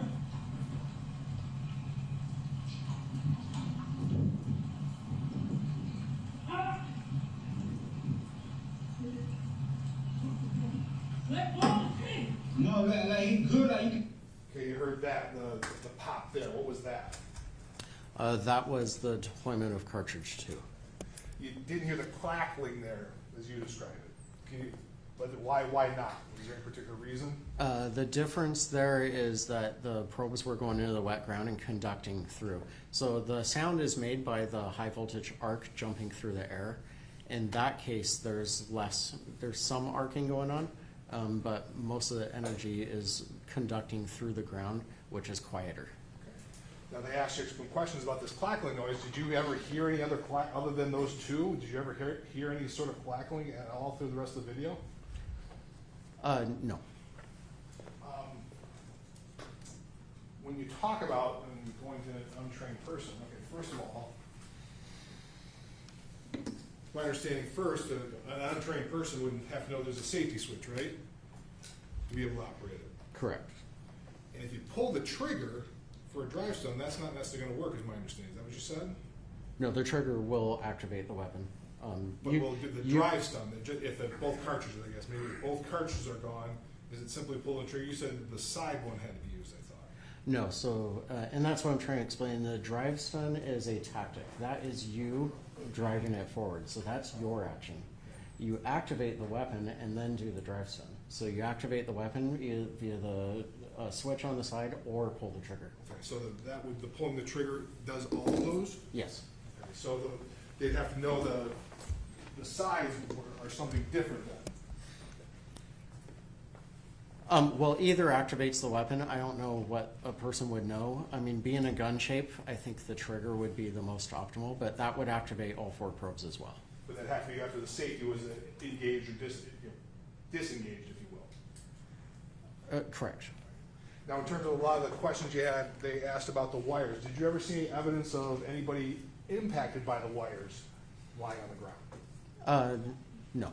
There's nothing that showed somebody was suffering from mental, they were being shocked. The wires had any impact on anything that happened here. Not during those 2 activations, no.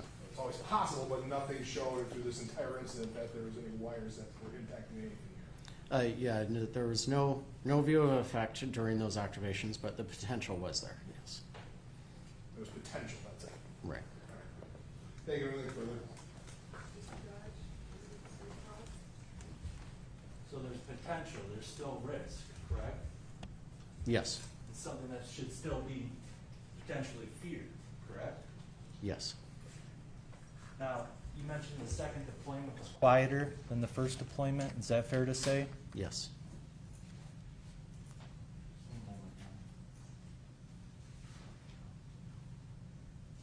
That's all. Thank you, sir.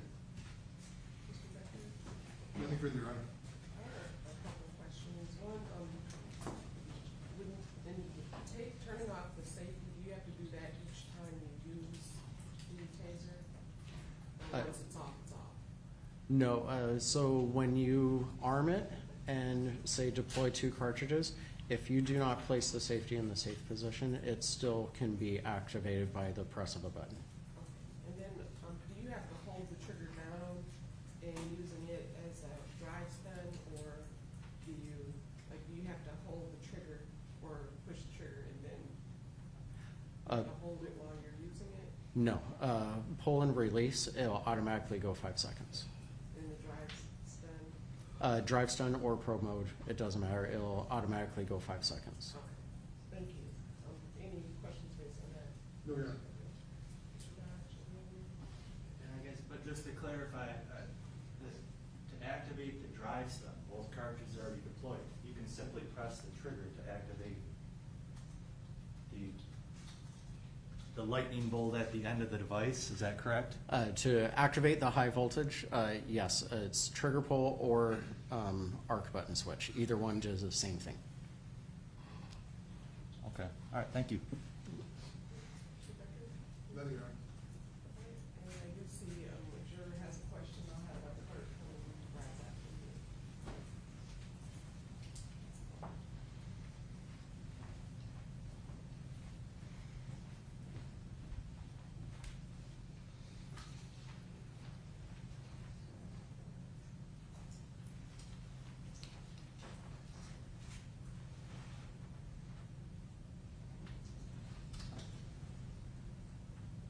If you could approach, please, Mr. Becker and Mr. Dodge.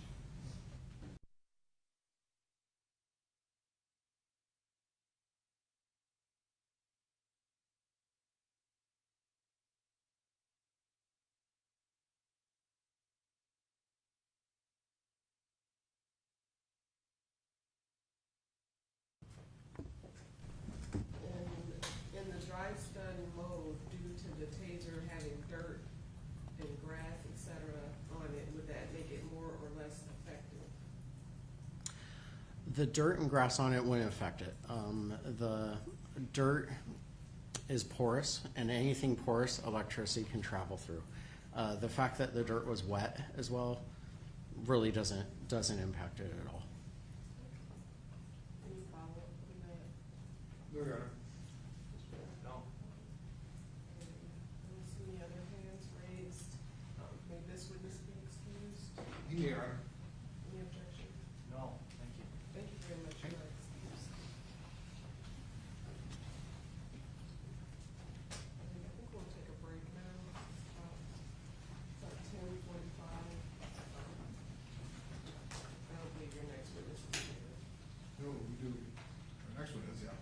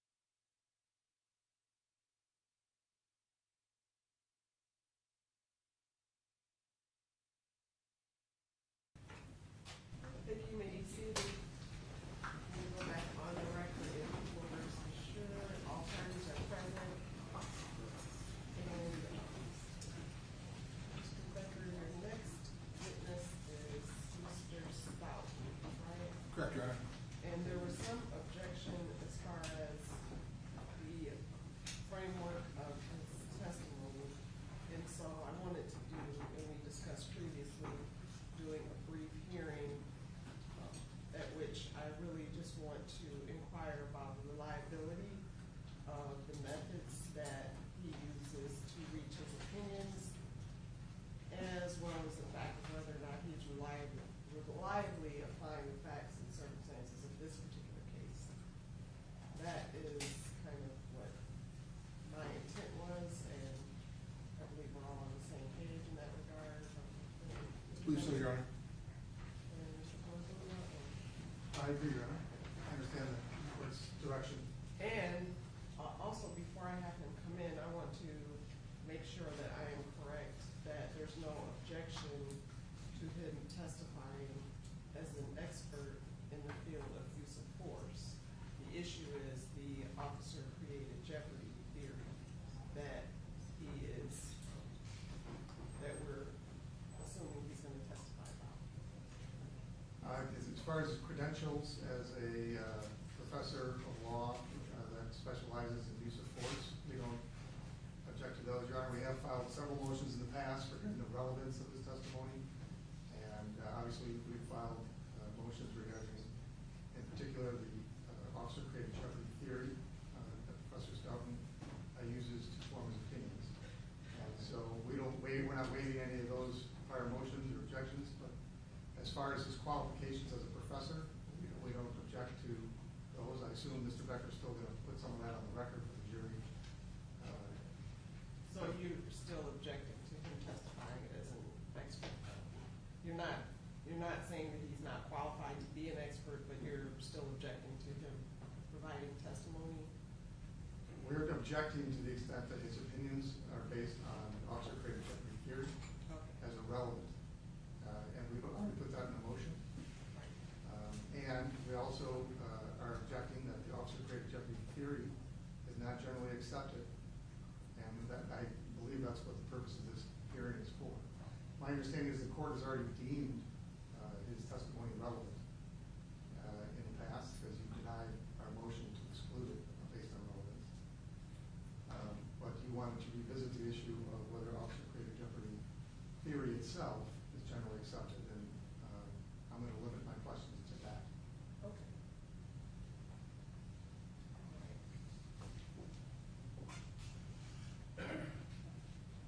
Okay, but you don't object to him, because are you putting him forth as an expert, or do you intend to ask him to be accepted as an expert in the field of Police use? practices and use of force, Your Honor. Okay. And the police practices is the framework under which officer created jeopardy would ostensibly be placed. So I'm asking, do you object also to the use of force testimony that Mr. Stoughton may provide? And I'm asking because obviously that would be included in the questioning at this juncture. So you're asking whether or not we believe he's qualified to be an expert in the use of force. We do not.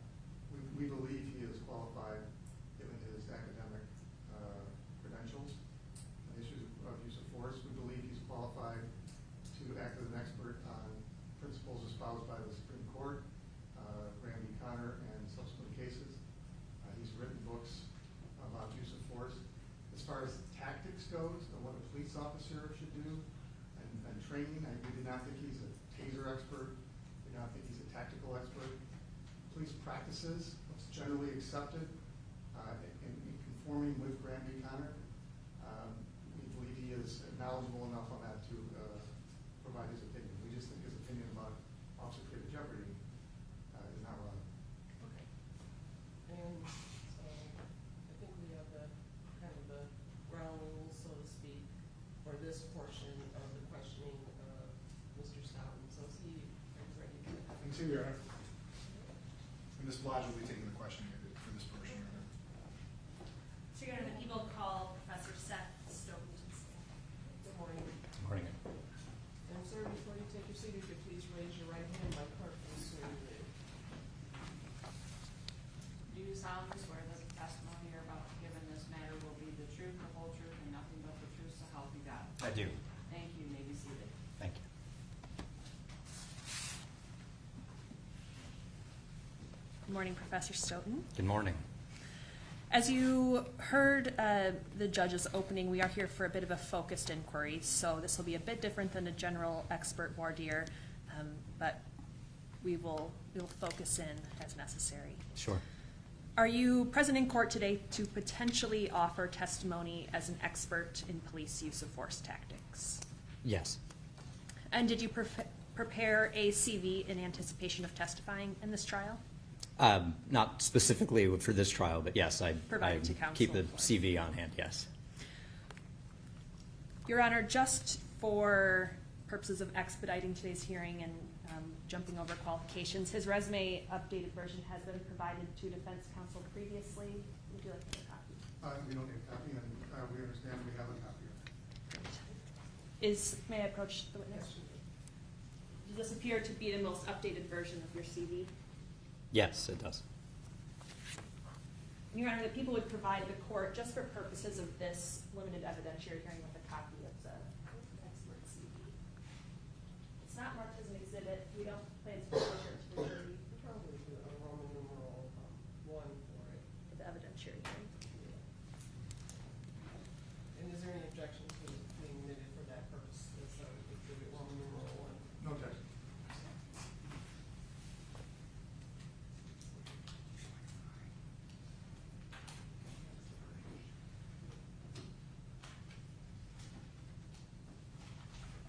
Here's an exhibit number from the court.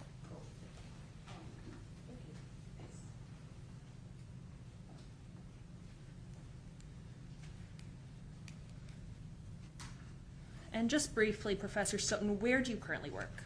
At the University of South Carolina Joseph F. Rice School of Law, which I'm contractually required to say the full thing. And what is your title there? I am a professor of law, and I'm the faculty director of the Excellence in Policing and Public Safety program there. And how long have you served in this position? As a professor since June of 2014 with EPS, the Excellence in Policing program, about 2 years now. As a professor, is it safe to assume you teach classes to law students as part of your duties? I do. As a professor of law, I teach in the JD program, our law student classes, yes.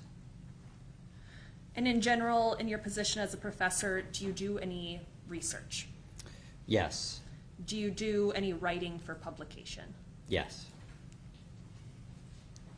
And I assume you research and write on a variety of topics, but does your work specifically include research on the topic of officer-created jeopardy? I wouldn't call that a specific topic. I research in the area of police tactics, and officer-created jeopardy is a concept within the field of police tactics, yes. So your research on police tactics involves the theory of officer-created jeopardy? Yes. Even calling it a theory might be a little grand, but yes, certainly that concept. How would you define the concept of officer-created jeopardy? Officer-created jeopardy is really just a term of art that's used to describe unjustified risk-taking. When officers use tactics that they should not use, and as a result of that, the poor tactic increases the danger to the officer, we could call it bad tactics or unsound tactics. The phrase that is used is just officer-created jeopardy. And when you are performing this research and discussing the concept or term of art of officer-created jeopardy, what methodology do you use in your research? So it depends on exactly what I'm researching. For researching the history of police tactics, it is essentially going back to the early days of formalized police training in the 19-teens under August Vollmer and identifying what police training consisted of. There's a good article from 1929 that identifies that police tactics was among the list of things taught at the early police training schools, as they were called. going through sort of history of policing and looking at tactics, the real emergence of police tactics as a field and what's sometimes referred to as the tactical revolution of the 1970s, with police practitioners and scholars like Jim Fife, Peter Scharf, Arnold Binder, a number of other folks working in that area to identify the framework for examining use of force incidents, which includes a tactical component, and looking at more modern practices. It's identifying tactical guidance provided in police training at the 650 odd academies or at some of the larger agencies that develop their own tactical training, seeing how those concepts are reflected in guidance by, among others, the Police Executive Research Forum or the International Association of Chiefs of Police, to get an understanding of how tactical concepts bubble up from the field and become generally accepted. So your methodology includes examining how these police tactics have evolved over the course of history. Oh, sure. Yeah, absolutely. There have been some very notable changes in police tactics. And one of the things that's important in examining any particular incident is identifying what the tactical guidance was at the time. If you looked at active shooter situations prior to 1999, the tactics were different than active shooter response today, for example. And at what point does your research reveal that the concept or term of art officer-created jeopardy entered this police tactics discussion?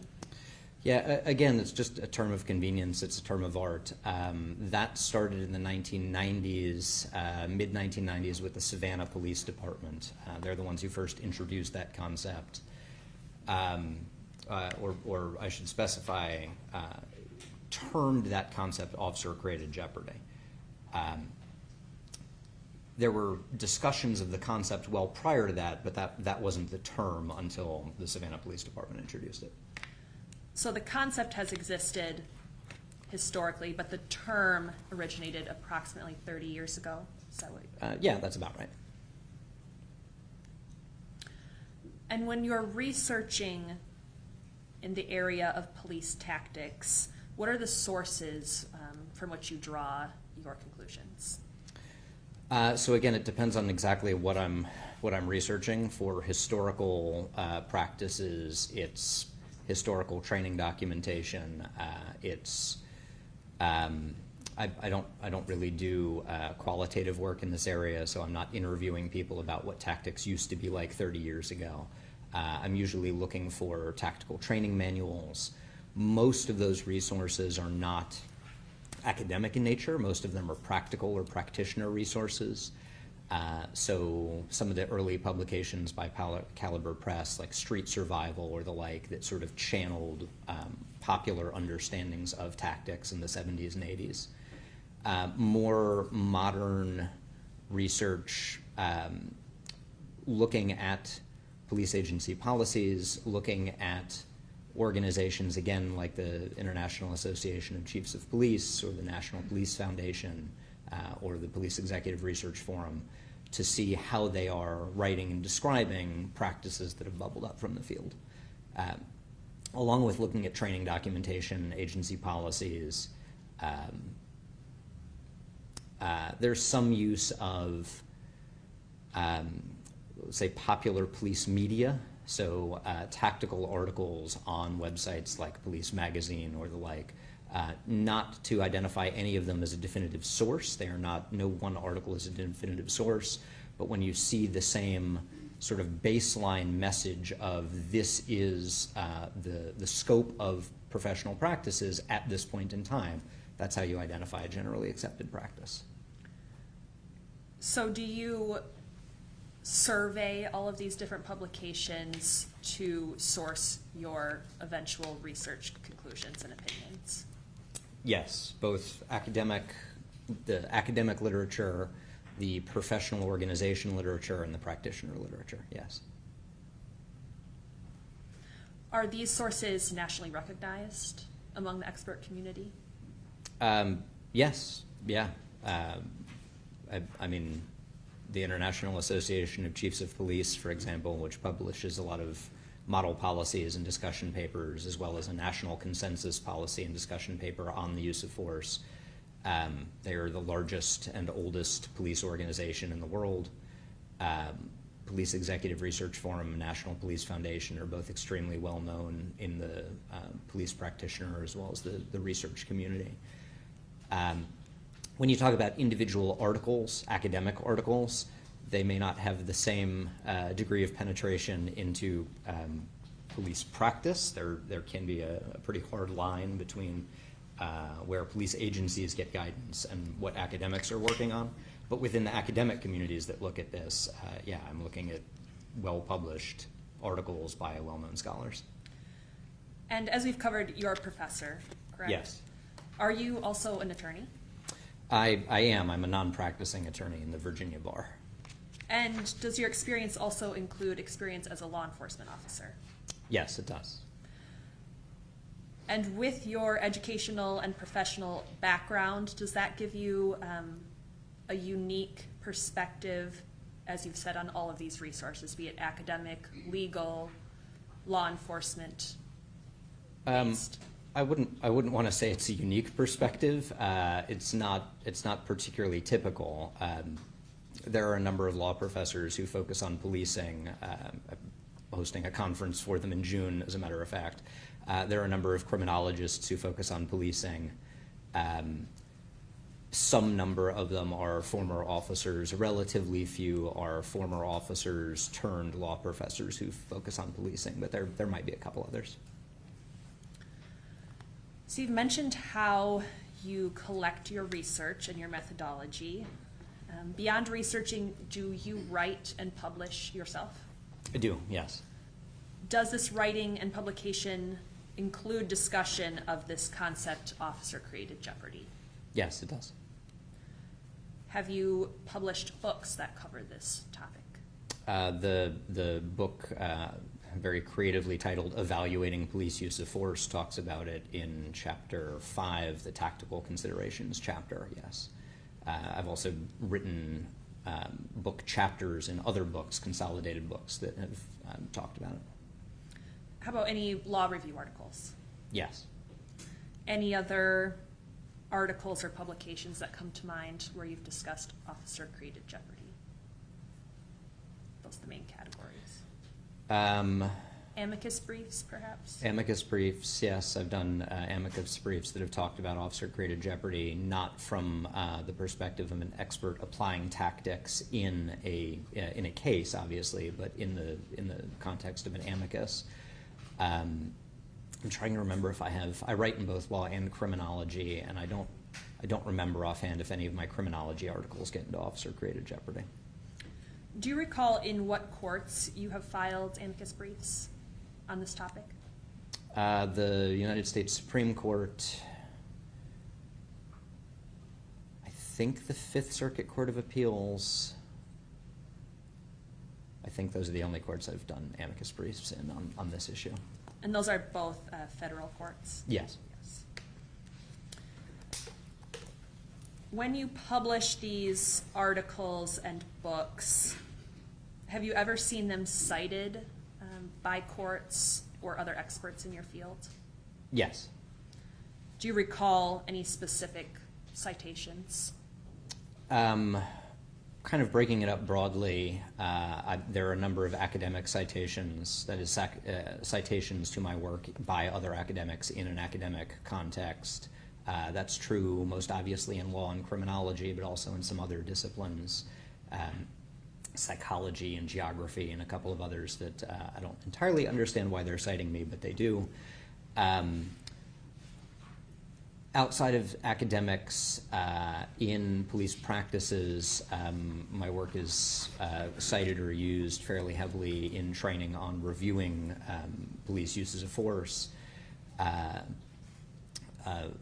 in front of state organizations. The one speaker sent me a slide about some of my work from the Pennsylvania Organization of Municipalities or something like that, the sort of blanket body for cities that have police departments. My part of the book on tactics was just cited by the 11th Circuit Court of Appeals, the Federal Circuit, focusing on a couple of tactical principles from that same chapter, Chapter 5. And Chapter 5 was the chapter that discussed the officer-created jeopardy that you mentioned? Yes, as part of the discussion of tactical considerations, yes. Are there other experts in the use of force community who also research officer-created jeopardy, or is it just you? No, there are a number of us who either research it or use that description of unjustified risk-taking in various aspects of our work. And have you ever testified as an expert in court before? Yes. Do you recall any of the court, state, federal, state courts specifically that you've testified in? Yes. I testified in state courts in Minnesota, Ohio, Georgia, Nevada. I'm sure there are some other ones. Federal courts, South Carolina. I've testified in federal courts in South Carolina, North Carolina. I would have to look at my CV to remember. I think that's a sufficient list, and the court has your CV for its review as well. Could you ballpark about how many times you've testified as an expert witness in use of force tactics? Probably upwards of 24 at this point. If you include depositions, it would be more than that, but with actual trial testimony, 24, maybe a little more. And has your expert testimony ever covered the concept of officer-created jeopardy in court? Yes, frequently. Have you ever testified or provided this officer-created jeopardy discussion in police use of force cases specifically? Yes. About how many out of your 24 times would you estimate it was a police use of force case? Oh, that involved some aspect of tactics or potentially unsound tactics. This is very ballpark, but maybe half or so. Have you ever been excluded from testifying as an expert witness in court? No.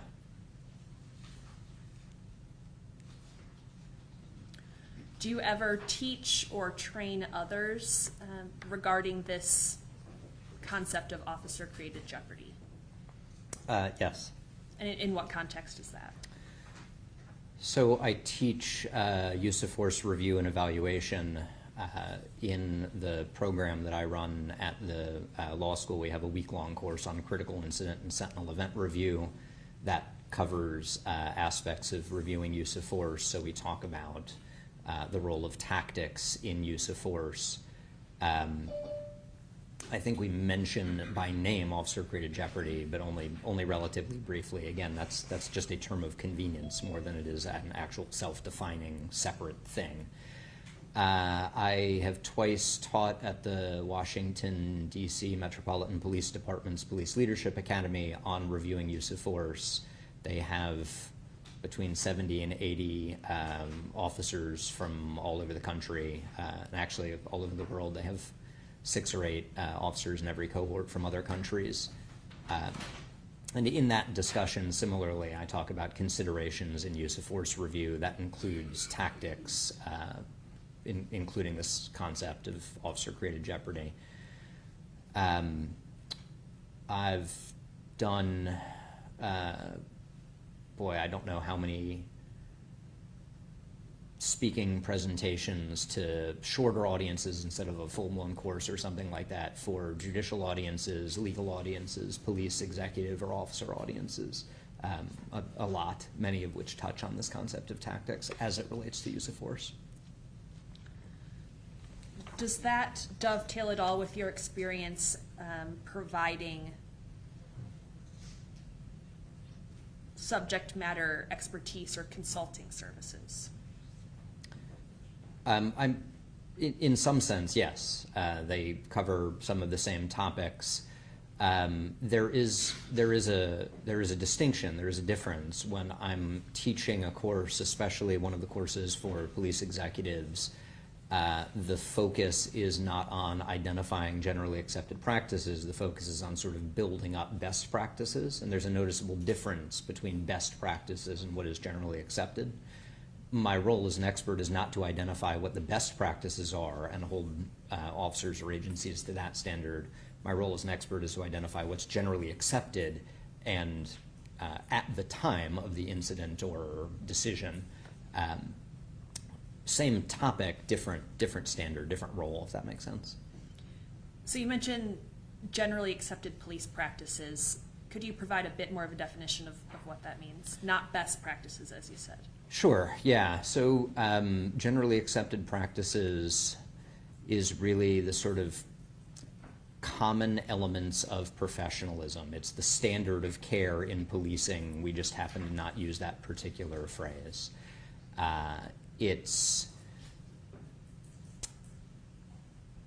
the idea with generally accepted principles or practices, and I can separately define those.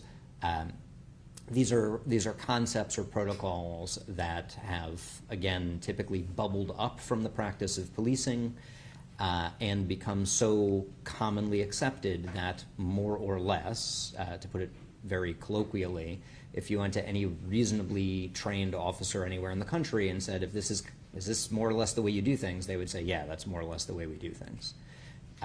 Not everything in policing has a generally accepted practice. And even within generally accepted practices, there's often a fair amount of room for variation.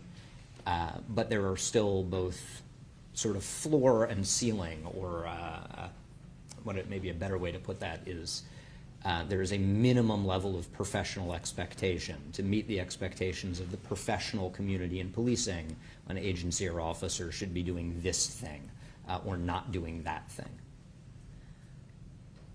Would you classify officer-created jeopardy, I guess put it this way, is the concept of officer-created jeopardy incorporated into generally accepted police practices? Properly defined, yes, absolutely. Understanding officer-created jeopardy as unjustified risk-taking, yes, completely. Again, police agencies have been teaching officers about tactics since at least the 1920s, 19-teens. There's been both academic and popular focus on it in the 70s with that concept of tactical revolution that I mentioned. Yes, understanding tactics as a tool to keep officers safe and as a result to keep communities safer. Officer-created jeopardy is certainly generally accepted. It's not always understood in that term, right? But again, that's why I'm defining it here, or specifying that it is a term of art. An agency might not have anything in their policy manual or training that says officer-created jeopardy, but they certainly have things in their policy manual and training that talks about tactics, the need for good tactics, the need to avoid bad tactics, the result of what bad tactics can be, making a use of force more likely or exposing an officer to danger. So yes, all of that is generally accepted. Could you give us a quick example of a tactic that incorporates an officer-created jeopardy concept? Yeah, so the easy one and the one that we use in the book is stepping into a vehicle's path of travel. Stepping immediately in front of or immediately behind a vehicle, especially a moving vehicle, but even leaving that aside. The tactical analysis here is relatively straightforward. You ask what are the potential benefits and what are the potential risks. The tactical benefits of stepping in front of a moving vehicle are minimal. You're not going to stop that vehicle, right? Just as a simple matter of physics, vehicle beats person all the time. Maybe there are some slight tactical benefits, potentially a benefit to visibility or something like that, but the tactical benefits of stepping into a vehicle's path of travel are relatively minimal. On the other hand, the tactical risks are substantial. Again, vehicle beats person. So an officer is far more likely to be struck, dragged, seriously injured, or killed by stepping into a vehicle's path of travel. For that reason, it is generally accepted as a matter of police practices that outside of extraordinary circumstances, officers should not step into and certainly should not stay in a vehicle's path of travel. Prior to your experience as a professor or attorney, did you serve as a law enforcement officer? I did, And what department was that with? with the Tallahassee Police Department. How long were you an officer with Tallahassee? I was full-time with them for just under 5 years and stayed on as a reservist, a part-time officer for another 6 months or so. And in that capacity, as a law enforcement officer, were you exposed to officer-created jeopardy concepts during your training? Sure, yeah, tactical training, again, very common both at academies generally, definitely part of my academy experience, as well as in-house training and field training, yes. And specific to the case that you're here for today, did you review any evidence to prepare for your anticipated testimony? Yes. Do you recall any of the specific evidence that you did have a chance to review? There were 3 different videos, as I recall, a dash cam, a body cam, and a bystander cell phone camera. There were some statements and investigation. There were policies and procedures and training records. I'm sure there was more. I could look at my report and give you the list of materials that I reviewed, but I don't remember the rest offhand. Nope, that's a good list. So after your review of all of this evidence, did that adequately prepare you to apply your research and writing to the facts of this case? Yes.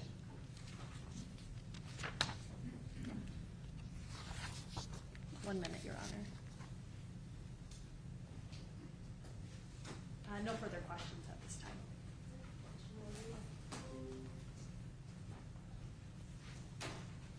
I'm Professor Stoughton. Good morning. I like your tie. Thank you.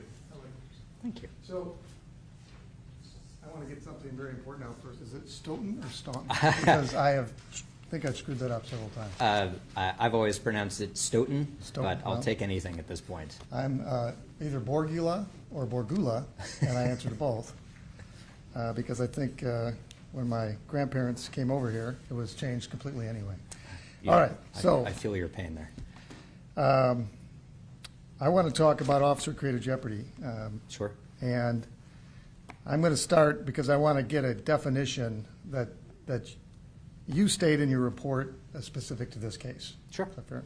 So officer-created jeopardy is, in essence, a manner of describing unjustified risk-taking that can increase the likelihood of injury to officers and can, correspondingly, increase the likelihood that officers will use force to protect themselves from a threat of physical harm that they were in part responsible for creating. Yes. So you agree with that? And I think you kind of compared it to like a standard of care. Generally accepted practices I would describe as sort of a professional standard of care or common norms of professionalism. Officer-created jeopardy is one of the concepts that is generally accepted, but sort of generally accepted principles and practices broadly are what I would describe as more like a standard of care. Okay. And so I want to, officer-created jeopardy, you say is generally accepted. And that's a term that gets thrown out a lot, especially by experts as yourself in the use of force category, right?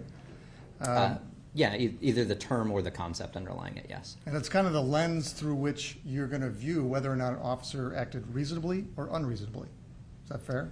When assessing the tactical decisions, yes. Yes, because you have to compare it to something. You can't just look at it and say, well, I think that's unreasonable for any good reason. It has to be, I think that's unreasonable because he didn't follow generally accepted police practices or tactics. Is that Correct. fair? Okay. All right. And so you define generally accepted principles as refer to those concepts and theories that are widely known, acknowledged, and relied upon in the field. Is that fair? Yes. And generally accepted practices refer to protocols, techniques, and procedures that are widely known, acknowledged, and relied upon in the field. Yes. Okay. I'm getting all this out of your report, so I just want to get to where we're going with officer-created jeopardy. Sure. And so they become generally accepted when well-educated, well-trained, and experienced professionals would agree that it is conventional, customary, and reasonably standard. Correct? Yes. And you indicate that there are various organizations that believe officer-created jeopardy, the consideration of whether or not an officer put himself at risk is generally accepted. Every police organization that I'm aware of pays attention to an officer's tactics. So yeah, an Sure. officer who uses poor tactics may be subject to at least counseling or retraining, if not discipline, on the grounds of officer safety. Yes. Okay. And so there are certainly sort of post-action reviews of whether or not an officer acted reasonably. Yes. Yes. It happens all the time. Training. Sure. That's how we get good police officers, right? And how you continue to improve practices of your current officers. Yes. Okay. And so you say that officer-created jeopardy is generally accepted because I think you mentioned some DOJ consent decrees. That can be one area where generally accepted practices are reflected. Yes. And you talk about a civil settlement, U.S. versus City of Albuquerque. In the description of vehicles, I think, yes. Okay, it's one of the things that you relied upon in your report and that the prosecutor put in her motion. So you're familiar with that particular settlement agreement? I would have to go back and look at it offhand, or excuse me, I would have to go back and look at it. I don't remember the details offhand, but yes. Okay. At least in broad terms. So in the civil context, DOJ and that consent decree discussed officer-created jeopardy. Is that fair? Again, I don't remember if they use that particular term, but certainly police tactics, yes. Okay, well, there's a difference between police tactics because everything is police tactics, right? No, not everything. No. Well, everything related to what the police officers are doing when they're making an arrest, for example. No, tactics have a very particular definition here, right? We're talking about how officers navigate or mitigate potentially risky situations. So there's a lot within police tactics, but not everything that police do is tactics. And when we're talking about generally accepted, I just want to understand here. You're saying with regard to officer-created jeopardy, certain tactics put them in an unjustified risk, right? Use of poor tactics can, yes, absolutely. And certainly all experts would agree that there are situations where certain tactics would create a risk, right? Yes. Okay, and that's what you're saying. Yes. And you're talking about, when you're talking about how it's generally accepted, you're just talking about organizations that are discussing best practices when using police tactics. No, it could be an agency that's implemented that generally accepted practice through policy or training. It might be an organization like IACP that's not presenting it as a best practice, but is instead just reflecting, for example, this is part of a national consensus, right? That's certainly what I would describe as generally accepted. So you talked about the International Association of Chiefs of Police, and they have a discussion paper. Yes. Okay, Police Executive Research Forum. Yes. Moving Beyond Speculation and Towards Empiricism, that's a 2007 publication. Yes. In-agency policies, and you referred to a 2008 evaluation of the New York City Police Department firearm training. Yes. And firearm discharge review process. Yeah, that was by the Rand Corporation, if I recall. So New York has discussed officer-created jeopardy as with regard to their practices, right? I assume it's related to the New York City Police Department? Yes, it was, that particular one is relevant to officers drawing a weapon. Okay, and that the Department of Justice does not train its agents on officer-created jeopardy theory itself. They don't use that term, correct? I don't know if they use the term. They certainly train on tactics and Sure. using good tactics and avoiding bad tactics. But I don't know if they use that term specifically. And it's your opinion that there are certain circumstances where tactics caused the officer, in this case, to be in a situation where he had to use deadly force, right? Sorry, can I ask for the context in which you are asking me that? In my role as an expert, I don't get into causal claims, right? In my research as a scholar, yes, absolutely. But as an expert, when you get into things like but-for or proximate causation and what is responsible, right? Who is responsible? That is beyond my scope. What I'm analyzing is an officer's tactics at the time, and regardless of what happens after, an officer can use a poor tactic that is officer-created jeopardy, that creates an unavoidable and unjustified risk, kind of regardless of what happens after that. Well, I'll give you some context, because you wrote a report. You and Nicholas Bloomfield wrote a joint report. Yes. For this case. Yes. And you have 7 opinions with subparts, right? Yes. Okay. Can you tell us which opinions you're going to be providing as part of your testimony? I guess that depends on which opinions I'm asked about. I would assume potentially all of them, but I don't know which opinions I'm going to be asked about specifically. It's my understanding that you're going to separate the joint report into different opinions. Is that not your understanding? I try not to get into issues of advocacy. I'm happy to talk about whatever is within the scope of my opinion and report, but I don't know specifically. I can tell you sort of in a broad sense, I don't know if that gets into issues of discussions that I've had with the prosecutor or not. Okay, well, and I don't want you to get into those. I thought you might have an understanding of what you're going to testify about, in particular to your report.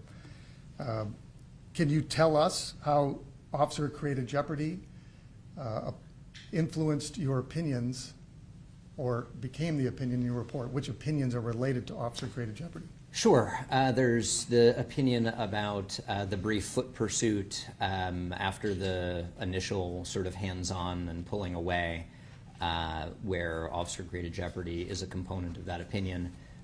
There's an opinion relating to the deployment, of the Taser, where officer-created jeopardy is plays a relevant role. Those happen to be 3 and 5. Does that sound right? Yes. Okay. And then there's a 7th opinion regards to whether a reasonable officer could be in fear of the Taser. Does officer-created jeopardy influence your opinion in that circumstance? I'm not entirely sure what you're asking. Well, I'm trying to figure out whether there's any relevance to your other 2 opinions. If it doesn't affect your opinion and the ultimate opinion that he wasn't in fear, or a reasonable officer wouldn't be in fear. Okay. Yeah, sure. So my opinions on officer-created jeopardy are a way of describing or identifying when there is a problem with an officer's tactical decision. That is, an officer's tactical decision is problematic or inconsistent with generally accepted practices, sometimes because it constitutes officer-created jeopardy, right? That is part of the standard, part of why I am coming to the conclusion about an officer's tactics.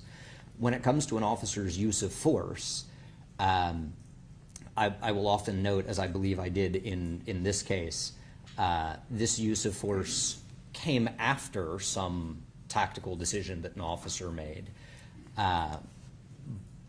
But it's the use of force, in my view, like I am not analyzing the use of force as more or less reasonable because it was the result or not the result of officer-created jeopardy, if that makes sense, right? I'm looking at a use of force and saying, is it a proportional response to the imminent threat that existed at the time? And we can sort of segregate out why did that threat exist at the time? Was it a result of officer-created jeopardy or not? That might be legally relevant. But that's in a case where I'm retained as an expert, that particular question is above my pay grade, right? It is not my job to figure out what is legally relevant. I'm just analyzing an officer's actions at different points and comparing them to this generally accepted principles and practices. Okay, and you were asked whether or not the foot pursuit was reasonable, and you gave an opinion Yes, in the report, yes, and you anticipate you could testify about that. And you also were asked to give an opinion about whether or not using a taser in close range was reasonable, and you gave an opinion, yes. okay? Do those opinions have any relevance to the ultimate question for this court, whether or not Officer Schurr was reasonably in fear? I'm not trying to be squirrely on this. Again, I think that's a legal question. The question of relevance is a legal question and not one that I'm in a good position to answer, right? Okay. Whether it's legally relevant, I don't know enough about Michigan law to say. I'm not here to apply Michigan law. Could it be? Sure, there are definitely jurisdictions that apply an officer's actions prior as relevant using sort of standard but-for and proximate cause concepts, but that's not my role as an expert to do. Okay, so you don't know whether or not it has any relevance? Yes. Okay. And you say you're not following Michigan law when you form those opinions? I'm not an expert in Michigan law. I'm not holding myself out as an expert or applying Michigan law to the point of saying this is criminal, this is not criminal. That would not be appropriate, or even, right, this is consistent with Graham v. Connor, or this is a Fourth Amendment violation. This isn't a Fourth Amendment violation. That would be inappropriate for an expert. Okay. And so you talked a lot about scholarly articles, making it generally accepted.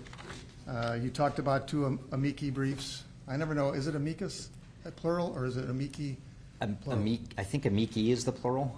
It just sounds right, but I don't know if it is. So you I'm- filed two.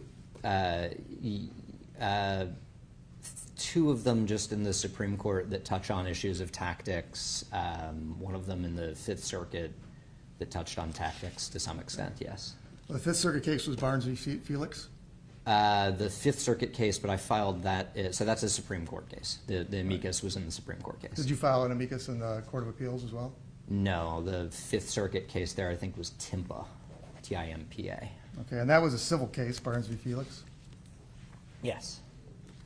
And there, I mean, the issue was the moment of the threat doctrine. Would you agree?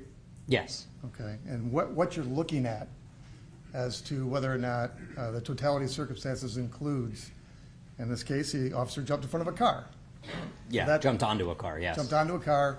The person that had been pulled over, or at least called the police, I believe started moving forward just a little bit, and the officers like jumped on the car. Correct. And then the guy took off, and the officer was like, I gotta shoot him now, because I'm gonna die, right? Yes, more or less. It goes all the way up to the Supreme Court, and you would agree that a lot of people were interested in that case, right? Oh, sure. And the reason it goes to the Supreme Court is because it's an unsettled issue of law. Yes, there is a circuit split on particularly this moment of threat doctrine, yes. Right. And the Supreme Court, as they often do, they hear all this argument, they give amicus briefs, they got DOJ, everybody seems to be involved. And did you listen to the oral arguments? I did, yes. Okay, and the Supreme Court's like, we're just gonna define this very narrow issue because they don't really wanna decide officer-created jeopardy right now. Is that fair? Until the opinion comes out, I don't know what they're going to do. There Would was you certainly. agree with my assessment?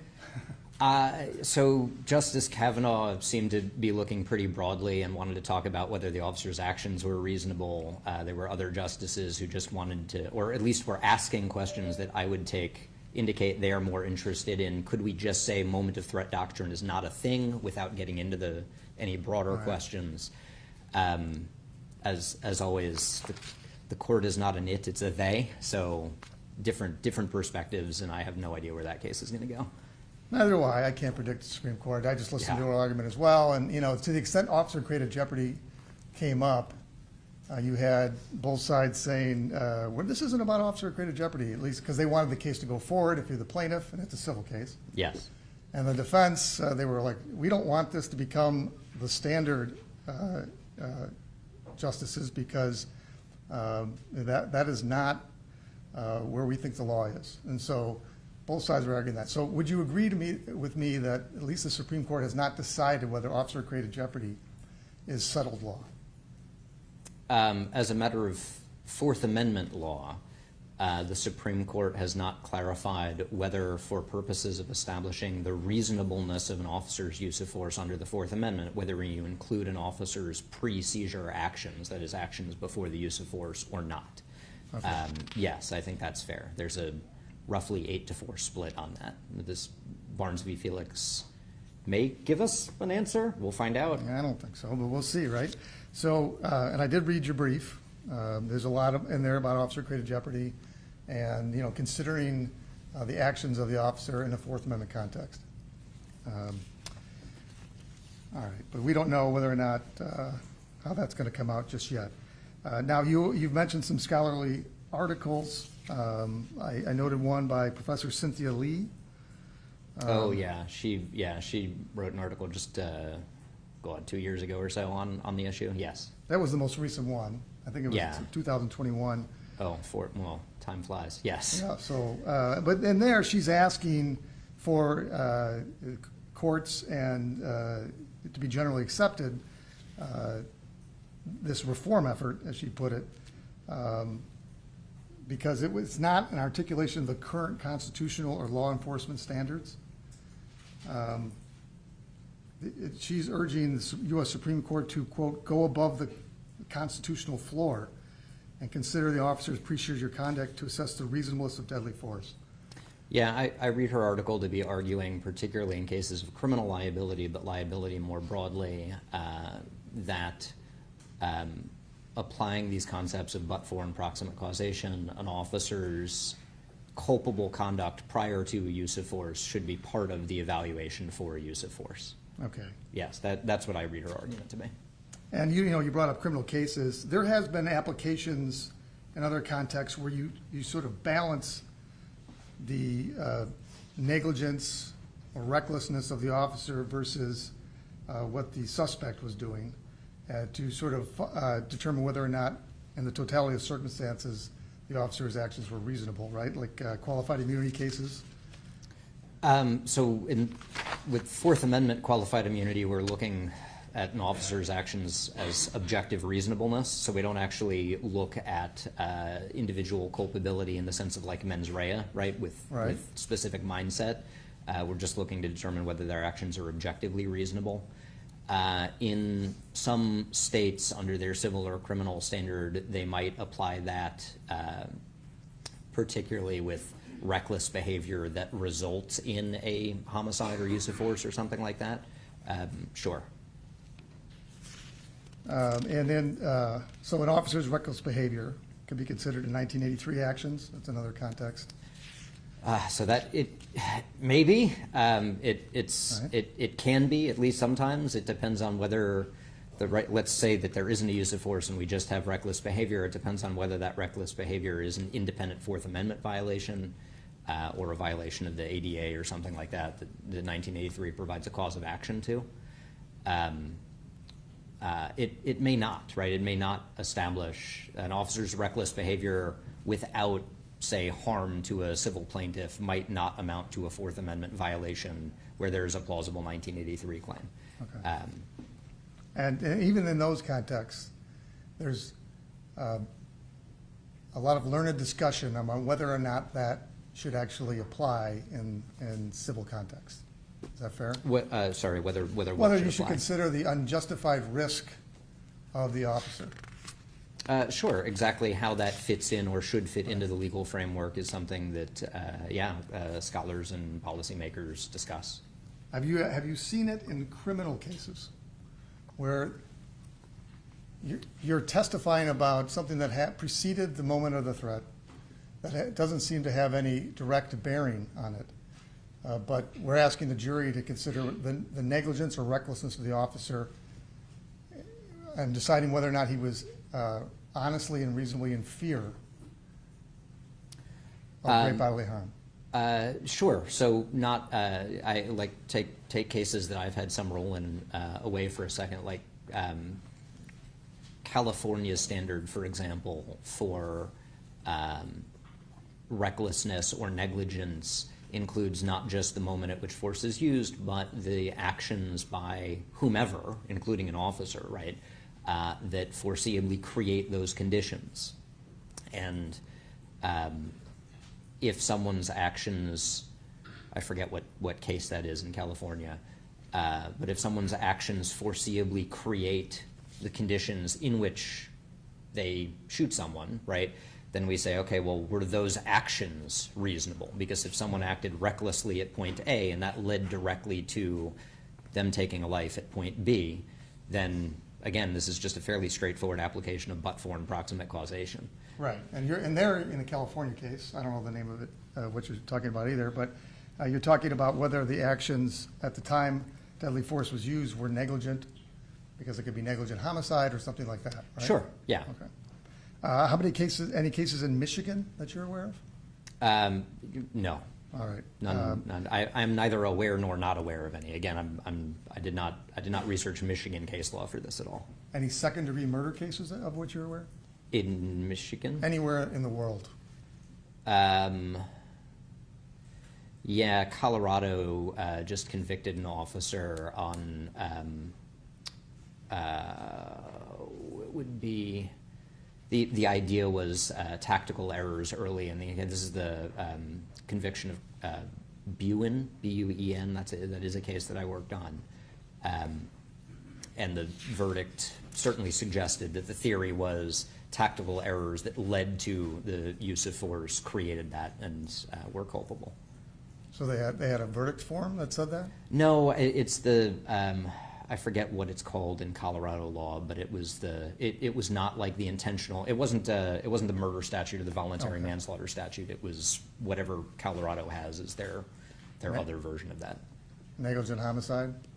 I think it might have I been think it was. whatever that something like that. In a self-defense case to murder, have you seen that anywhere? Sorry? Well, this is a murder case, and Officer Schurr is charged with second-degree murder. Right. I'm sorry. Intentional killing. I just didn't understand the question. Okay, and the defense is self-defense. Okay, I see. Okay, that he was justified in using self-defense because he honestly and reasonably believed he was in fear. Okay. Okay. Have you seen an examination of the conduct that you might have believed or some other expert might have believed was unjustified and put himself in risk, therefore he could no longer argue self-defense? Yes, so that's like the aggressor component of self-defense. And again, I'm not speaking of any one case specifically, and sorry. In a murder context. Yes, yeah. So I don't testify. I don't take cases as an expert in like civilian self-defense where we see more of these self-defense cases. But in criminal law, I have taught self-defense, and one of the aspects of self-defense is unlawful conduct prior to the moment where self-defense is used can render someone an aggressor. That's not in the policing context, right? But it's certainly conduct prior to the use of deadly force that then affects the culpability of that use of deadly force.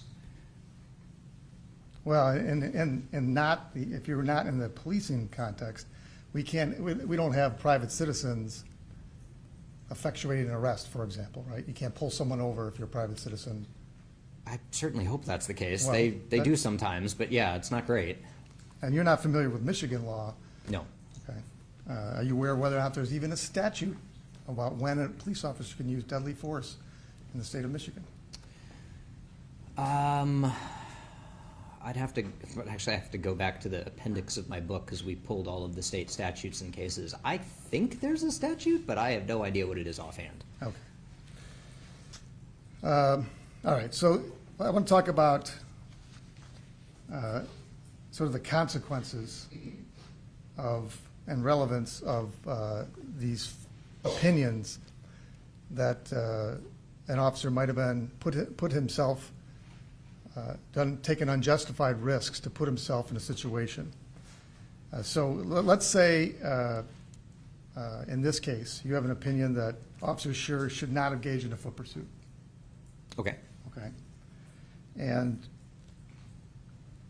time goes by, about another minute or two, he's in the position where he has to decide whether or not to use deadly force. Sure.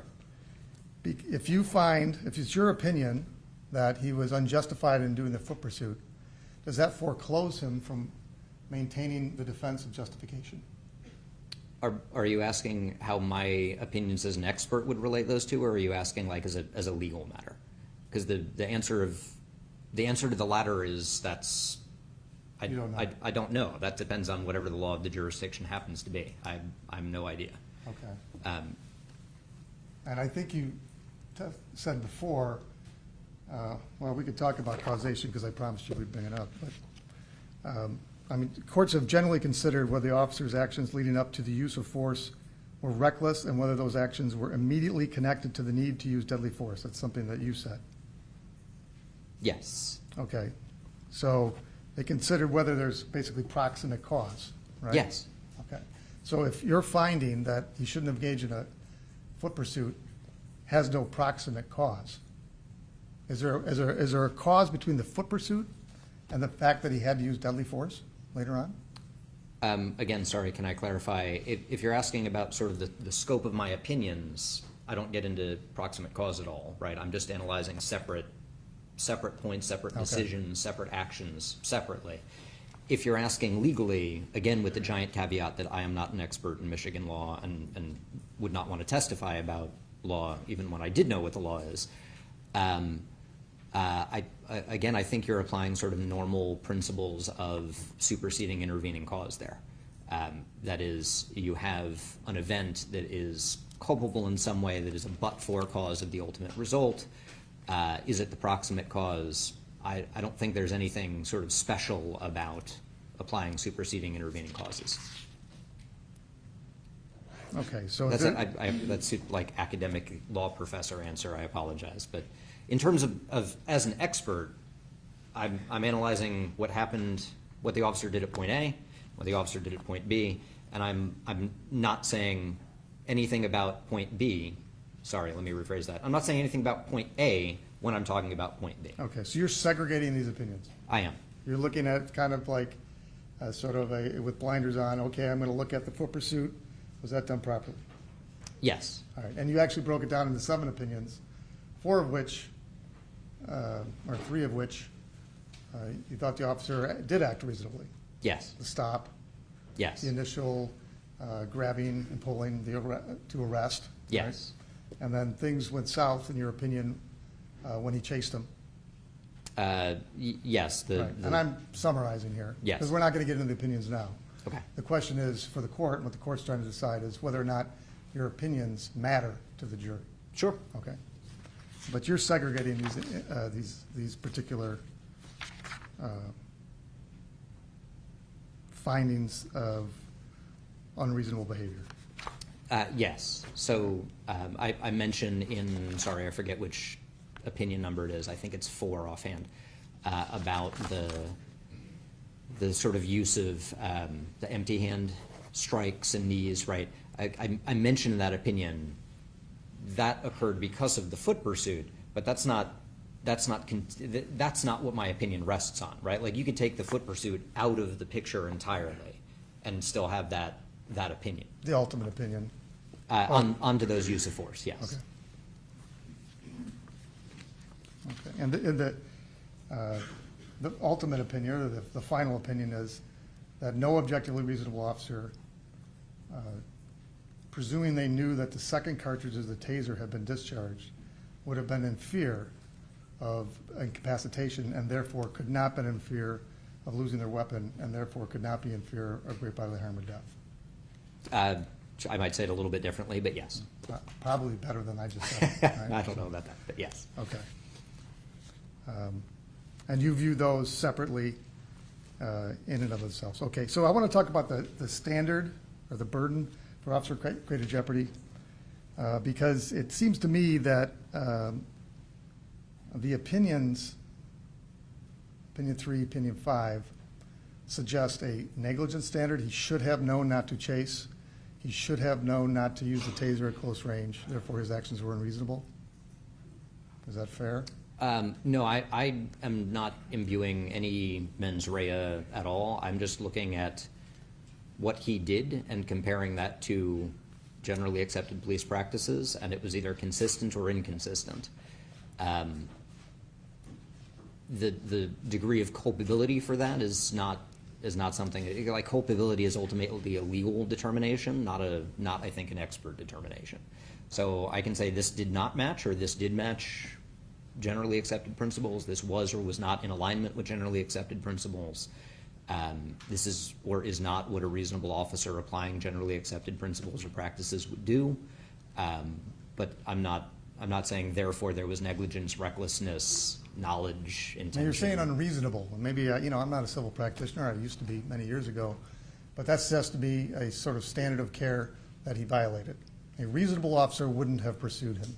Your Sure. Honor, I'd like to lodge an objection at this point. I think we veered away from the reliability and his foundation of his opinions, and we're getting into a second bite of the apple at cross-examination at this point. I think so, Mr. Morton, I'm not sure if you have any other.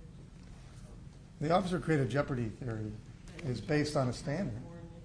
That's all, everything I'm talking about is the officer created jeopardy theory, Your Honor.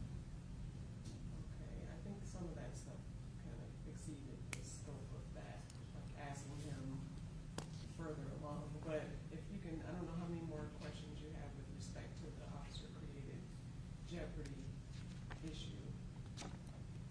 I'll try to wrap it up, Your Honor. Because I'm only trying to figure out if his opinions would be reliable. Okay, Reliably applied. you're not going to consider whether it's relevant to the jury's consideration? I've already determined that previously. Matter of fact, you mentioned that before we had him come on, that I've already determined that his testimony would be relevant. So you've already decided that the officer created jeopardy theory is relevant? I'm trying to find out if it's reliable or not. Okay, well, I'll ask more questions on that, Your Honor.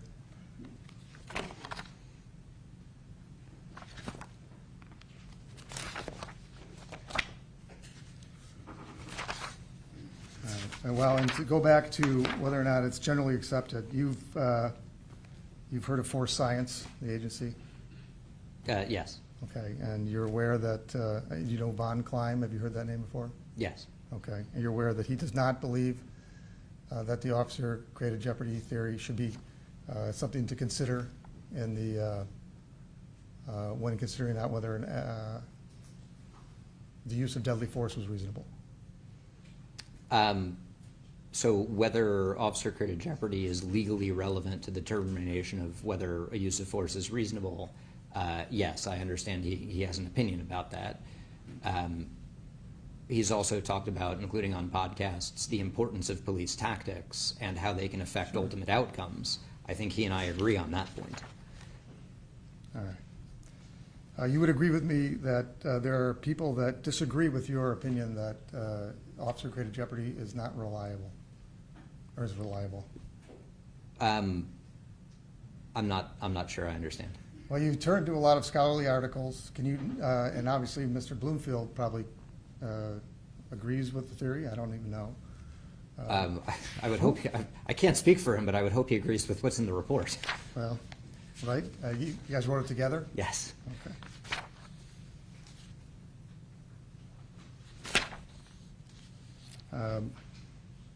Did you consider, when determining your opinions, did you consider GRPD trainings? In assessing what may be reflected in GRPD or in how GRPD trainings may reflect the generally accepted practices, yes. It's not my role as an expert here to identify whether the officer acted consistently or inconsistently with the agency's standard, right? I assume the agency is an expert in its own standard. So I'm not going to talk about whether the officer violated agency policy or did not violate agency policy. But it was in the scope of things that I reviewed.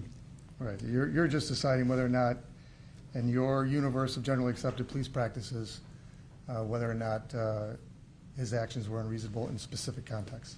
Right. Whether they were consistent or inconsistent with those generally accepted practices, yes. Okay. And so you have no idea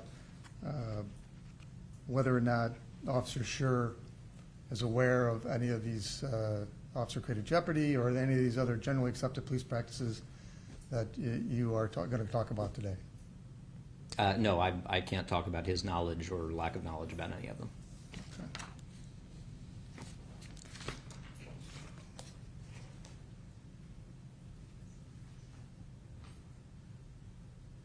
Is this the California thing?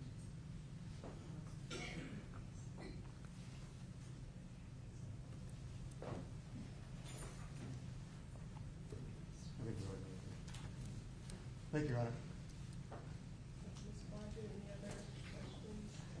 No other questions from the people, Your Honor. I do have a brief legal summation if the court's interested, but no other questions. Yes, go ahead. I know that people have filed a brief legal memo with the court kind of summarizing the law that we're operating under. And I would just want to emphasize that when considering reliability, the court is just making sure that the expert's opinion is resting on a solid foundation. It doesn't need to be a universally accepted opinion. All experts don't have to agree, or his opinion need not be proven 100% correct. Just that it's based on sufficient facts, data, a reliable methodology, and comes from sufficient personal knowledge, training, or experience. And I would represent to the court that Professor Stoughton's testimony today shows his wide source material, his expert publications, his citation by case law, courts, other experts, being hired to provide expert consulting, filing amicus briefs, and then not only that professional experience, but also his personal experience as a trained law enforcement officer who has received training on the topic of officer-created jeopardy, all go toward establishing a solid foundation for his expert opinions that would then allow the people to argue how that fits under Michigan law and supports the facts of this case. Thank you. And he's also how he Thank you. I was doing that. Thank you. And Mr. Cordova, the same. Thank you, Your Honor. The prosecutor, Your Honor, is asking you to create use of force law unknown to Officer Schurr. There's not a single Michigan court that has accepted this theory of murder